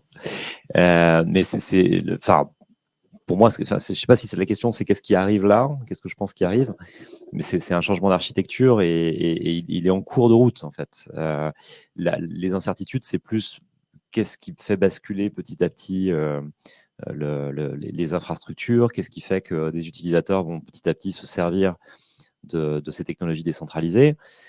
Bon, là-dessus, le projet que je porte vous donne quelques éléments de réponse sur ce que j'en pense. Je pense qu'il y a d'un côté des gens comme manifestement nous sommes convaincus par principe de la valeur de ces technologies et qui vont les pousser quoi qu'il arrive en fait. Et à côté, il y a des gens en fait qui n'y comprennent rien, qui n'ont pas envie d'y comprendre grand-chose et qui vont soit être accompagnés à changer par des gens qui ont confiance, soit ne le feront pas. Je pense que les dernières itérations qu'on a eues, les dernières informations qu'on a eues de manière vraiment mainstream sur le fonctionnement d'un WhatsApp, d'un Facebook, etc., montrent que même si on met le doigt dessus et qu'on dit « regardez ce qui se passe, il faut arrêter d'utiliser un WhatsApp si vous avez des conversations que vous ne voulez pas voir être leakées et si vous ne voulez pas qu'on utilise vos données », bon, bah, ça fait que les gens vont télécharger rapidement Signal et puis vont abandonner en fait l'outil immédiatement après parce que le temps qu'il faudrait passer pour changer ses habitudes dans la perception en tout cas de la valeur que ça pourrait créer est trop faible. Voilà. Donc on ne passe pas cette barrière-là. Donc je pense qu'il vaut mieux s'intéresser à savoir comment est-ce qu'on accompagne des industries à comprendre la valeur de ces technologies et à se libérer de l'emprise et de la dépendance à des plateformes dont aujourd'hui elles sont dépendantes. Donc, je pense qu'il faut plutôt s'attaquer au business model.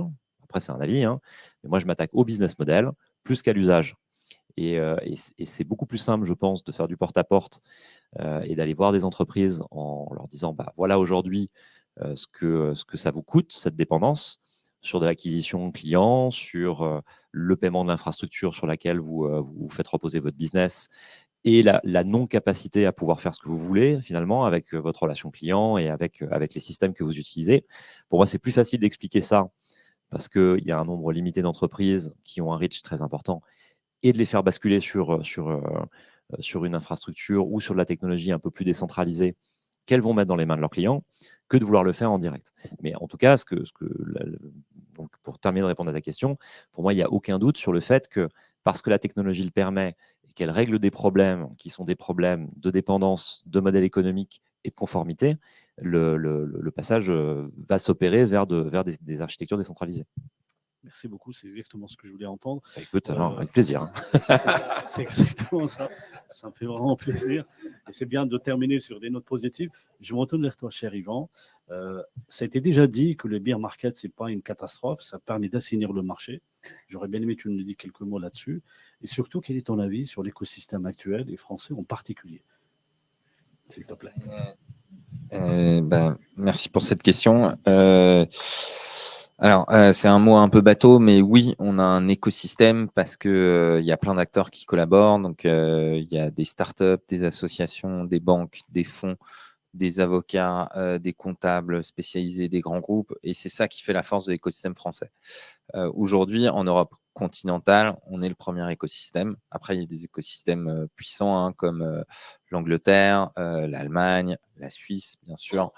Mais il y a un écosystème qui est fort et ça, il faut le reconnaître. Après, il y a des points d'amélioration. En effet, la custody des fonds, c'est un sujet, on travaille dessus avec Bercy depuis plus d'1 an et je pense que d'ici 6 mois, normalement, on devrait avoir une solution. Et en plus, on a des régulateurs qui sont quand même ouverts au sujet. On vient de voir avec la faillite de FTX, pour revenir au bear, que les seuls contrats de prêt qu'Alameda n'a pas touché, enfin, si, il y en a un qui a touché, c'est BitDAO, mais tout de suite, il s'est fait flaguer, c'est les contrats de finance décentralisée, puisque tout est visible. Et donc, il y a eu une ouverture du régulateur, parce que dans le régime pilote DLT, normalement, les régulateurs ont le droit d'avoir un nœud pour regarder les transactions on-chain. Et donc, il y aura normalement, si l'État, si le régulateur réagit bien, il devrait se muscler techniquement. Mais ça demande de sortir d'un principe de neutralité technologique. Donc, c'est une autre révolution, mais il semble indispensable qu'un régulateur ait la capacité de se plugger à l'infrastructure. Et ça, pour le coup, je pense que l'Europe a une vraie ouverture sur le sujet, là où on va voir ce que les US vont faire. Ah, je vois que il va nous vendre du IBC. Et puis pour l'écosystème français, il est franchement, en plus, il est très sympa. Et je te remercie au passage pour ton animation volubile de ce matin qui est fortement appréciée. Et puis, Mehdi fait beaucoup aussi pour ce fameux écosystème. Donc, merci au passage. Mais je sens que Reda... Non, en fait, je veux rebondir sur un sujet, sur le régulateur. En fait, le régulateur, moi, j'ai été très surpris quand on a déposé notre dossier PSAN, où en gros, on se rend compte que des acteurs enregistrés peuvent mettre en place des processus de custody de fonds avec ce qu'on appelle des wallets omnibus. Moi, ça m'a choqué. Parce qu'en fait, faire un wallet omnibus, c'est quoi pour ceux qui ne savent pas ce qu'est un wallet omnibus? Ça veut dire que en fait, vous recevez des fonds de vos clients et en fait, vous les cantonnez sur un même wallet pour tout le monde. Alors, c'est clair que d'un point de vue technique, c'est très pratique parce qu'on peut économiser les frais de transaction, on peut faire pas mal de choses. Mais les autres pas mal de choses qu'on peut faire, c'est taper dedans aussi. Et ça, moi, je pense que c'est un vrai problème. Et je pense que le régulateur, nous, quand on a déposé notre dossier, on a dit qu'il n'y avait pas de wallet omnibus. Chacun avait son wallet. Les seuls wallets omnibus qui existeraient, c'était ceux des produits DeFi. Quand les gens souscrivent à des produits DeFi, ils prennent le risque. Il y a une visibilité très claire. Vous pouvez perdre votre argent. C'est comme ça. Par contre, quand vous faites du deposit, votre wallet, vos fonds, vous pouvez les voir sur Etherscan ou sur Mintscan ou sur machin. Enfin, il n'y a pas de mélange. Et en fait, je ne comprends pas que des acteurs, d'un point de vue régulatory, soient capables de mettre en commun les fonds de leurs clients sans être contrôlés aussi fort que des PSI ou des IMI ou des PSP. Et ça, en fait, je pense que c'est aussi une mécompréhension parce que ça veut dire qu'ils considèrent que les assets digitaux, c'est autre chose, c'est pas de l'argent, c'est pas. Et donc ça, moi, c'est un sujet. Je pense qu'il doit y avoir une évolution dans le contrôle de risque sur tout ce qui est déposé en termes de procédures internes des acteurs régulés. Mais complètement aligné, mais il faut aussi, c'est vrai que de temps en temps, faut avoir de l'empathie avec certains métiers. Pour eux, c'est vraiment des révolutions coperniciennes. Enfin, pour une conformité, on ne peut pas annuler une transaction en crypto. C'est-à-dire, si on vous envoie un token, vous ne pouvez pas le refuser. Ça change tout pour une conformité. Normalement, dans le monde bancaire, le dernier maillon, c'est qu'une banque peut refuser une transaction. Et justement, ça change tout pour une conformité. Maintenant, est-ce que ça veut dire qu'on ne peut pas réguler? Au contraire, on peut trouver plein de mécanismes techniques, mais c'est vrai que pour ces métiers, il y a beaucoup, beaucoup de choses à changer et ça prendra du temps parce que les textes sont là, il faut les reshaper. Et il y a aussi une évolution culturelle du régulateur. Le régulateur a un rôle plus important. On l'a vu avec la faillite de FTX et on ne peut pas demander au droit de changer instantanément. Mais j'espère que c'est quand même, enfin, je pense que c'est sur la bonne voie. Oui, effectivement, je suis d'accord, je suis totalement d'accord avec ce que dit, mais aussi avec ce que tu dis. En fait, on a besoin de cette régulation-là. Il faut laisser quand même c'est l'AMF, surtout en France, il faut laisser à l'AMF j'allais dire le bénéfice du doute. Mais c'est déjà, ils ont lancé cette régulation. L'AMF, c'était déjà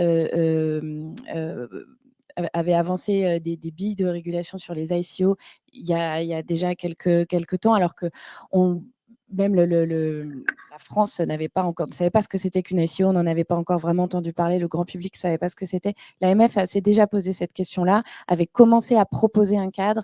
Ensuite, on a eu la loi Pacte, on a eu du coup le PSAN. Au tout début, justement, on a 4 services qui sont régulés, qui nécessitent un enregistrement maintenant pour le PSAN. Au tout début, on n'en avait que 2 sur la dizaine qui est indiquée par le code. Et donc, en fait, l'AMF essaye, mais on en revient aussi à ce qu'on disait, tout va très, très vite dans le monde Web3, dans le monde crypto. Au départ, je pense que le régulateur se disait, OK, c'est à peu près la même chose que des services financiers, mais avec une nouvelle classe d'actifs. Donc, on va un peu caler ce qui se passe, la régulation financière, on va la caler sur la régulation d'actifs numériques. En fait, on a des évolutions constantes tous les jours, on a des nouveaux mécanismes qui sont apportés par les acteurs de l'écosystème. Donc, l'AMF essaye, ou le régulateur essaye de suivre. Maintenant, c'est la pratique aussi qui fait la régulation. On fait souvent le parallèle avec la régulation financière, mais la régulation financière, elle a des années derrière de pratiques et donc d'erreurs qui ont pu être commises, qui ont été fixées. Et là, on est vraiment sur un marché qui est tout nouveau, donc une régulation qui vraiment essaye de faire ce qu'elle peut. Mais c'est aussi important justement de faire remonter, c'est très, très, très important de faire remonter justement les points comme ça d'attention en disant, voilà, attention, là, en l'état actuel de la réglementation, un acteur peut faire ça avec, là, typiquement les omnibus. Donc, attention, quoi, qu'est-ce qu'on fait, comment est-ce qu'on construit la réglementation ensemble. Voilà. Pour répondre sur la partie omnibus, les comptes omnibus, ils ont toujours existé au niveau bancaire. Et donc, l'AMF et les autorités, d'une manière générale, sont parties de ce qu'elles connaissaient. Un exemple très concret, les compagnies d'assurance, elles ne vont pas tout ségréger. Quand elles vont placer leurs fonds auprès d'un établissement bancaire, c'est un compte omnibus. Et en dessous, il y a toutes les personnes qui ont un contrat d'assurance vie. Donc, c'était quelque chose qui était, je dirais, connu, mais il y avait des tiers de confiance. Et là, on est dans un schéma un peu différent. Et je suis tout à fait d'accord que, effectivement, la ségrégation des wallets, pour moi, ça correspond. C'est une nécessité en termes de protection. Et je pense que notre premier les autorités avancent aussi en même temps que nous et en fonction aussi des dossiers qui leur sont présentés. Je pense qu'ils ont découvert au fur et à mesure des différentes demandes de PSAN qui sont arrivées des spécificités, parce que je pense qu'il n'y a pas un projet qui ressemble à l'autre. Et la ségrégation des wallets, on voit que c'est une nécessité maintenant, mais ils sont vraiment partis, je pense, sur ce qu'ils connaissaient. Je crois que c'est Yvan qui disait on voit que ça ressemble à du MiFID II. Quand on prend l'agrément, PSAN, pas l'enregistrement, mais vraiment l'agrément, c'est du copier-coller, quoi. Je veux dire, copier-coller. Ça a été assez. Enfin voilà, il y a eu un travail, mais il fallait qu'ils partent de quelque chose et ils sont partis de quelque chose qu'ils connaissaient. Je pense que c'est une démarche qui est assez naturelle. Après, on est tout à fait d'accord que autant la partie LCBFT a été creusée, c'était important parce que malheureusement, le Web 3, il y a encore ce côté péjoratif qui revient très souvent en disant bon, ok, blockchain veut dire financement du terrorisme, veut dire blanchiment d'argent. Donc, ils se sont vraiment focalisés sur la partie lutte contre le blanchiment. Il y a encore, peut-être pour moi, une marche à grimper sur la partie protection du client final. On parlait tout à l'heure en disant, effectivement, ma mère, ma grand-mère, on a besoin de la protéger. C'est pas quelqu'un qui maîtrise de bout en bout. Il faut que ça soit accessible aux clients lambda. Il y a une nécessité de démocratisation. Et la démocratisation va passer forcément par la partie protection. Et je dirais que c'est ce sur quoi, en termes de régulation, il manque aujourd'hui quelque chose, ou en tout cas, il y a un effort à faire. Oui. En fait, les risques de contrepartie n'ont pas été touchés par la régulation. Alors que des acteurs financiers traditionnels comme des banques peuvent faire de la réserve fractionnée parce qu'ils sont backés. Un acteur qui fait de la crypto, il ne peut pas faire de la réserve fractionnée. Je vais être le maître des horloges. Tu gardes le micro, Reda. Vu que tu as un avis avisé, on est tous d'accord que le marché n'est pas parfait. Mais en tout cas, la réglementation avance et ça permet de l'assainir. Qu'est-ce que tu trouves de positif dans le marché français en matière de Web3, cher Reda ? Moi, je pense que la France, c'est pas pour rien que c'est, je pense, l'un des points chauds de la DeFi. Parce que la France forme les meilleurs ingénieurs du monde en informatique. Et faut être matheux, informaticien pour faire. Il n'est pas d'accord, Fred.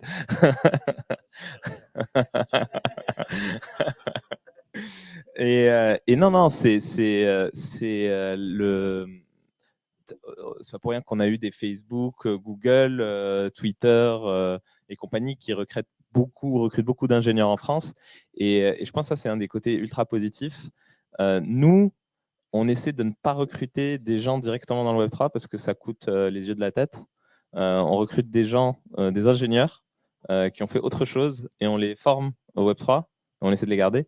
Et je pense que ça, c'est l'une de nos forces. Maintenant, et je vais revenir sur ce que disait Fred tout à l'heure, la régulation, clairement, même si on peut se plaindre ou machin, on a quand même le contexte régulatoire le plus clair pour nous.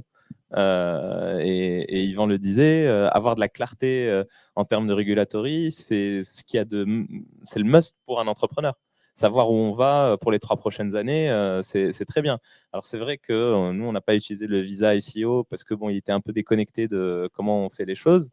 Mais je trouve que le PSAN, même avec ses failles, apporte un cadre et permet de travailler correctement. Je pense que ça aussi, c'est un des avantages de la France, parce que je pense même que Mika a été travaillé sur la base du PSAN et que la majorité des DSAP européens en Estonie et compagnie se sont appuyés sur ce qui a été fait dans le PSAN pour avoir le framework. Je pense qu'on a de la chance d'être en France quand on fait du Web3. Tu peux tendre le micro à Marguerite, justement. J'aimerais bien laisser le meilleur à la fin aussi. Quelle est ta vision, ou plutôt quelle est la recommandation pour 2023 pour les personnes qui sont présentes et pour les personnes qui nous sont en train de voir en digital? Est-ce que tu as un petit mot à dire là-dessus? Quelle recommandation? Éduquez-vous sur le Web3. Non, j'ai pas de recommandation particulière. Je pense que le marché dans lequel on est aujourd'hui va rester sur la même tonalité pendant quelques temps encore. Donc ma recommandation, c'est pour ceux qui ne connaissent pas le Web3, c'est le bon moment de s'éduquer dessus pour être bien up-to-date pour le prochain bull run. Et pour ceux qui sont déjà dans le Web3, c'est la résilience. Voilà. Merci beaucoup. Donc, je pense qu'on est arrivé à la fin de cette table ronde. Je remercie les personnes qui sont présentes et les personnes qui sont en digital. Donc, je laisse quelques dizaines de minutes si les personnes en salle, ils ont besoin de questions afin de pouvoir répondre et clôturer. Est-ce qu'une personne a un micro? Ouais. Le micro, c'est pour le web.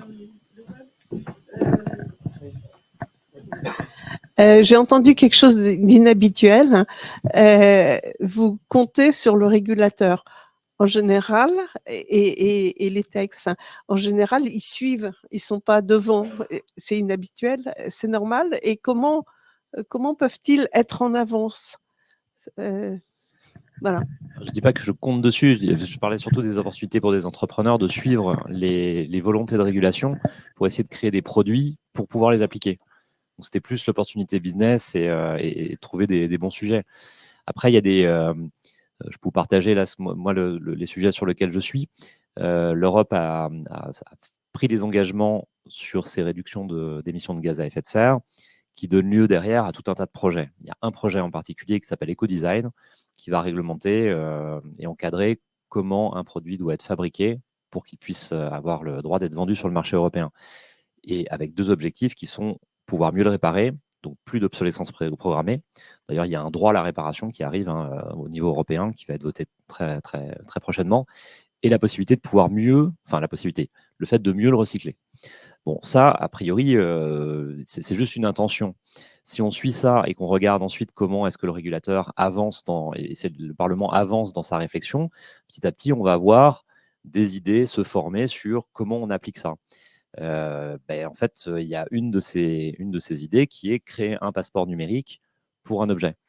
Bon, moi, ça m'intéresse de suivre ça parce qu'en fait, on peut avoir une discussion et on peut rebondir un petit peu sur les discussions qui ont lieu au Parlement en proposant des idées de mise en application et de produits pour arriver à cet objectif. Donc, parfois, on part de sujets qui n'ont rien à voir avec, là, en l'occurrence, bon, on parle beaucoup de finance, mais là, c'est un sujet qui n'a rien à voir avec la finance. Mais les technologies qui sont développées autour des crypto-monnaies peuvent être utilisées dans ce cadre-là. Et je trouve que c'est intéressant d'aller voir quelles sont les intentions du régulateur et de ne pas attendre en fait que les textes soient complètement fabriqués parce que les régulateurs, les parlementaires n'ont pas forcément conscience de l'application potentielle de nouvelles technologies dans le cadre de ce qu'ils ont envie de voir appliquer. C'était plus dans cet esprit-là. Effectivement, si je peux me permettre, je pense que ce qui est important là et la chance qu'on a, c'est qu'en fait, on n'a pas à être en avance ou pas sur le régulateur ou sur les acteurs. La chance qu'on a, c'est qu'on est sur un marché qui est nouveau, des acteurs qui sont également nouveaux, et donc on est vraiment dans une logique de co-construction de la réglementation. Et ça, c'est vraiment très important puisque ça n'arrive quasiment jamais. Voilà, c'est pour ça que c'est inhabituel, mais le fait que ce soit inhabituel, c'est pas forcément un mauvais point. Donc c'est vraiment bien d'être dans cette dynamique-là de co-construction, puisque les enjeux des différentes parties prenantes vont pouvoir normalement être pris en compte, et donc on va pas arriver à l'idée, c'est pas d'arriver à une réglementation qui est soit en avance ou pas, c'est plutôt d'arriver à une réglementation qui fit le plus possible à l'activité du marché, à l'activité des acteurs, et qui pourra évidemment être modifiée en fonction des évolutions futures. Juste pour rebondir là-dessus, c'est de toute façon aussi dans l'intérêt des entrepreneurs d'être proches de la régulation, puisque s'ils opèrent dans une zone grise, oui. C'était quand même dans ma carrière la première fois que j'entendais le régulateur est perçu comme un porteur du progrès. Mais il faut non mais c'est nouveau aussi. Hein. Je veux dire le degré de régulation, la quantité de régulation, c'est quelque chose de nouveau. Hein. C'est exponentiel. C'est parfois un peu inquiétant. Mais je veux dire, on revient 30 ans en arrière. La réglementation, elle était quand même très très faible. Alors juste un petit mot là-dessus. Oui, allez.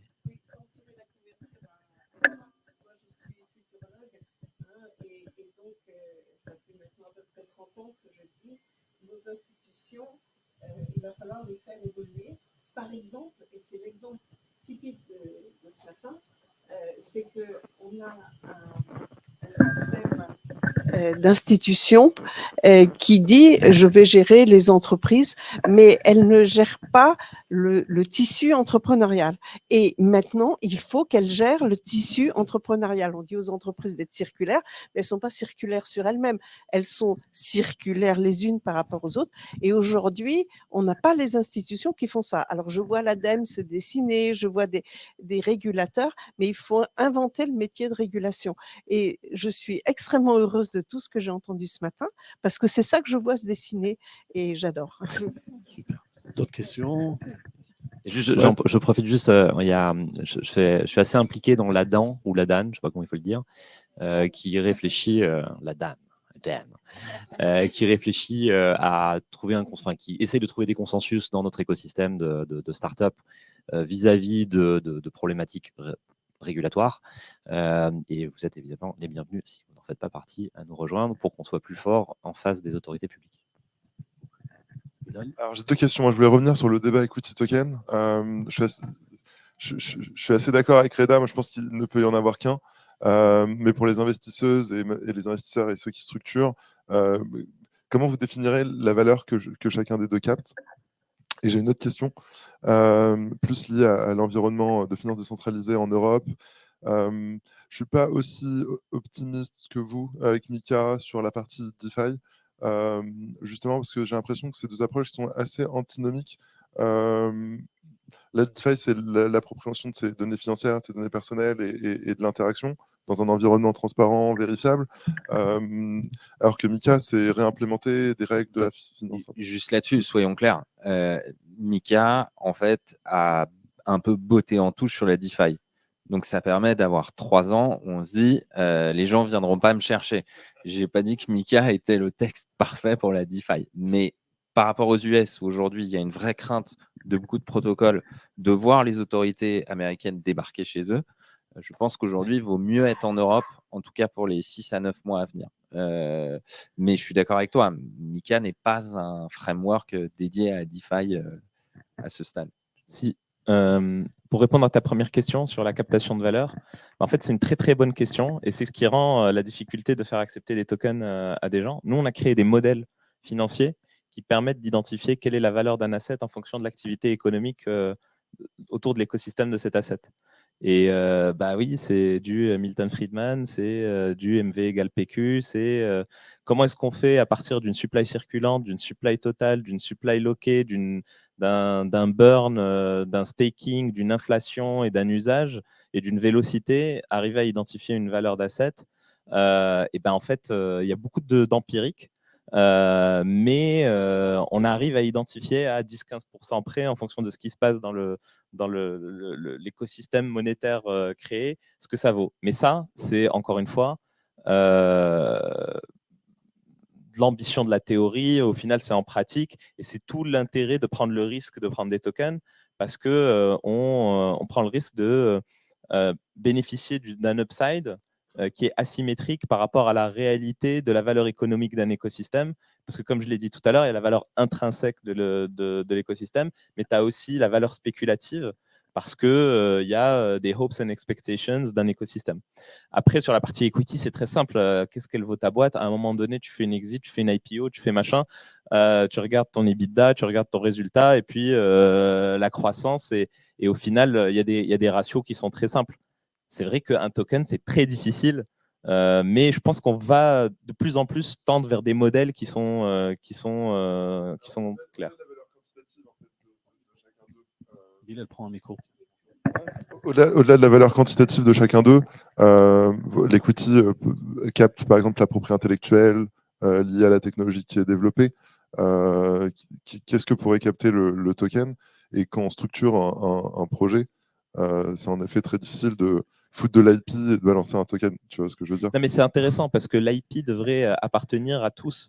Donc, c'est pour ça qu'il y a des modèles de fondation avec pas de shareholder et rien du tout. Donc, en fait, l'equity appartient à l'organisation. Et quand je dis equity, c'est l'equity. S'il y a des immeubles, s'il y a de l'IP, s'il y a de la tech, ça sert en fait la valeur intrinsèque qui est difficile à quantifier. Hein. Mais effectivement, au final, c'est quoi la valeur économique de l'écosystème? Et ça se représente. Après, il y a une autre valeur qui est pas une valeur intrinsèque, mais presque, c'est la valeur de gouvernance. Si la gouvernance est bien définie dans cet écosystème et que je sais que moi, en tant que holder de token, je peux influer dans le futur de cet écosystème décentralisé, je vais lui apporter de la valeur qui n'est pas forcément économique. Parce que c'est une perception supérieure, parce que je sais que je peux orienter. On a vu ça, hein, d'ailleurs, dans Cosmos, c'est magnifique. Hein. Cosmos, c'est les blockchains de la gouvernance. Hein. On a un truc chez Cosmos qui s'appelle DPS, c'est drama par seconde. C'est en fait à chaque fois, parce que c'est marrant, en fonction de la quantité de tokens que tu as, tu peux voter sur des propositions de gouvernance pour obtenir ce que tu veux. Et il y a des community pools où il y a des trésors de guerre liés au protocole. Et tu peux dire, moi, je fais une proposition de gouvernance, je veux financer tel projet. D'ailleurs, récemment, on a financé la DAN, on a voté pour. On a financé la DAN qui a fait une proposition de gouvernance pour recruter un profil. C'est passé par le processus classique, Commonwealth. Ils ont dit, voilà, nous, on aimerait recruter un profil, ça va coûter tant, machin, et ça va être bien pour l'écosystème crypto. Les validateurs dont on fait partie ont challengé la proposition. Ensuite, elle est passée on-chain, on a voté. Et c'est donc du coup le fait d'avoir les tokens qui permettent de voter donne un pouvoir de financement. Et donc ça, c'est des choses qui sont hyper intéressantes. Et du coup, c'est très difficile de caler une valeur sur cette détention et sur ce pouvoir. Je voudrais juste rebondir. Effectivement, je suis d'accord avec tout ce que tu viens de dire. Maintenant, je pense aussi qu'il faut c'est bien de faire la différence entre l'equity et le token, mais aussi en fonction des activités dans lesquelles, l'activité qui est déployée par la société. En fait, la valorisation des deux peut être vraiment parallèle. Et parce que les acteurs ou les holders en fait de tokens, eux, dans leur tête, majorité 90%, ils sont investisseurs, ils sont quasiment actionnaires de la société. Après, c'est du juridique, c'est du financier, savoir si légalement tu es actionnaire ou pas. Mais pour eux, quand ils achètent le token, ils achètent une partie de la société. Et quand on a aussi des fluctuations de cours du token sur les tokens qui sont listés, si le token ne vaut plus rien, en fait, les shares, l'equity, pas valoir grand-chose non plus. Donc, effectivement, après, on va pouvoir valoriser sur des métriques classiques. Je parle de l'equity avec les comptes. Quand on commence déjà à avoir une activité qui est importante, qui est de quelques années. Mais je pense vraiment, en fait, de manière un peu plus globale, au début de l'activité, au lancement de l'activité des sociétés Web3 et celles qui ont un token, en fait, la valeur de la société, c'est un peu la valeur du token aussi, quoi. C'est un peu, au moins au tout début. Et après, savoir comment est-ce qu'on le quantifie. De toute façon, même en equity, on a vu, on a vu des boîtes qui ont des valorisations qui sont dingues, qui ont été valorisées grâce à de l'equity sur des valorisations qui sont très importantes. Après, savoir si c'est la valorisation réelle ou pas, trois petits points. Ouais. Est-ce qu'on peut faire un rapide tour de table sur dernier projet investi, structure et état du projet Alors moi, non. Moi, je vous le dis tout de suite, en tant même qu'avocat, sans on peut dire pas. le nom du truc, quoi, ou juste pour sentir un peu où en est le marché, parce que en fait, le marché du VC traditionnel il est quand même assez cadré dans ses étapes. Et effectivement, là, on a des discussions equity, token, état du protocole, prototype, fonctionnel, pas fonctionnel, application. Moi, ce que je peux vous dire, c'est qu'on a accompagné récemment un de nos clients dans sa levée de fonds. À quel stade ? Ils ont comment ? Quel stade ? De maturité ? Développement, ouais. Développement. La société est assez jeune, mais ils sont. Jeune, ça veut dire moins d'un an Non. Non. Ah, okay. Je veux pas trop rentrer dans les détails, mais bon, voilà. En gros, on a accompagné ce client-là dans sa levée. C'est quand même une société qui a de quelques années d'existence, mais jeune. Et un fonds est rentré sur de l'equity et sur du token. Equity token. Avec une formule. Fonctionnalité, quoi. Non, ils sont rentrés sur les deux, et on a fait également rentrer des investisseurs qu'en token. Ouais. Sur un montant supérieur à... Sur un montant conséquent. Je pense que les échanges peuvent perdurer après. En tout cas, sauf si tu as des choses à dire. Non, mais je peux c'est juste pour avoir petit tour de table. C'est intéressant, quoi. Une belle boîte dans laquelle on a investi en pré-amorçage qui vient de clôturer un autre tour de table là récemment, qui s'appelle Carbonable, qui fait de la décarbonation avec des NFT. On est rentré en equity.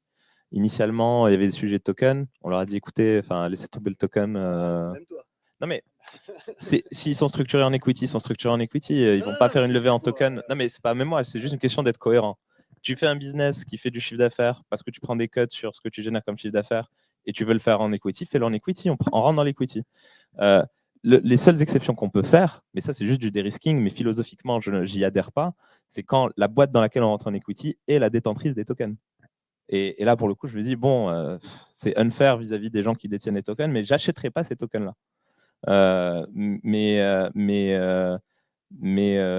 Voilà, et c'est une très belle boîte qui va bientôt annoncer un beau tour, donc, très content, Carbonable, pour ceux qui veulent compenser leur émission carbone. Et d'ailleurs, pour te rejoindre sur ce que tu dis, on voit aussi pas mal de boîtes qui font tout en equity et puis à un moment se disent ah, tiens, ce serait bien de faire du token, mais qu'il n'y a pas vraiment de. Non, mais c'est vrai, on en a vu pas mal où en fait, il n'y a pas de logique ou de cohérence. Donc là-dessus, on va aussi conseiller la même chose. Nous, avec le fonds Ledger Cathay, on compte investir à peu près 20% du fonds en token, 80% en equity.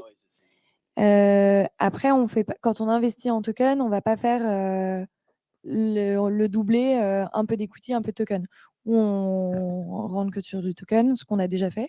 Sur 6 investissements, il y en a un qui est en token et le reste est en equity.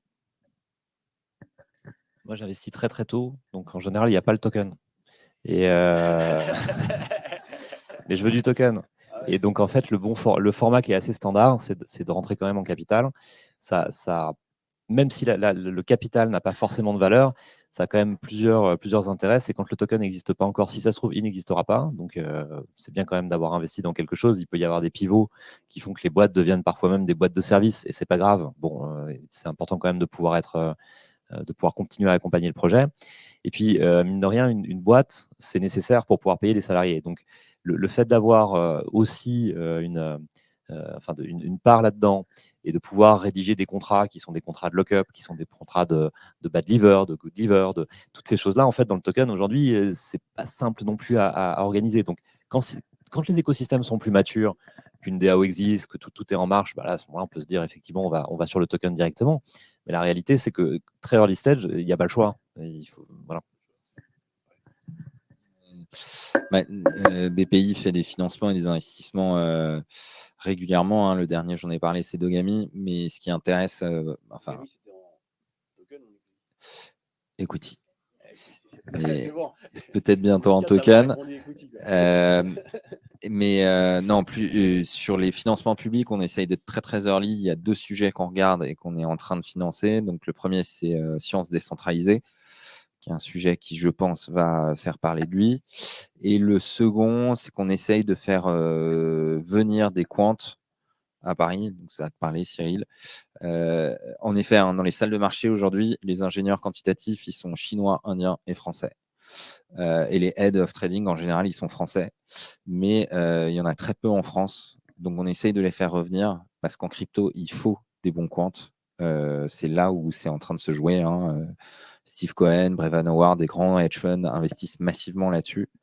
Et comme le modèle Alameda a montré des grosses limites, je pense que les quants classiques vont reprendre la main. Et donc, nous, on a un enjeu stratégique à ramener ces boîtes, à encourager des quants, à monter des boîtes dans la crypto, parce que les quants français sont les plus reconnus.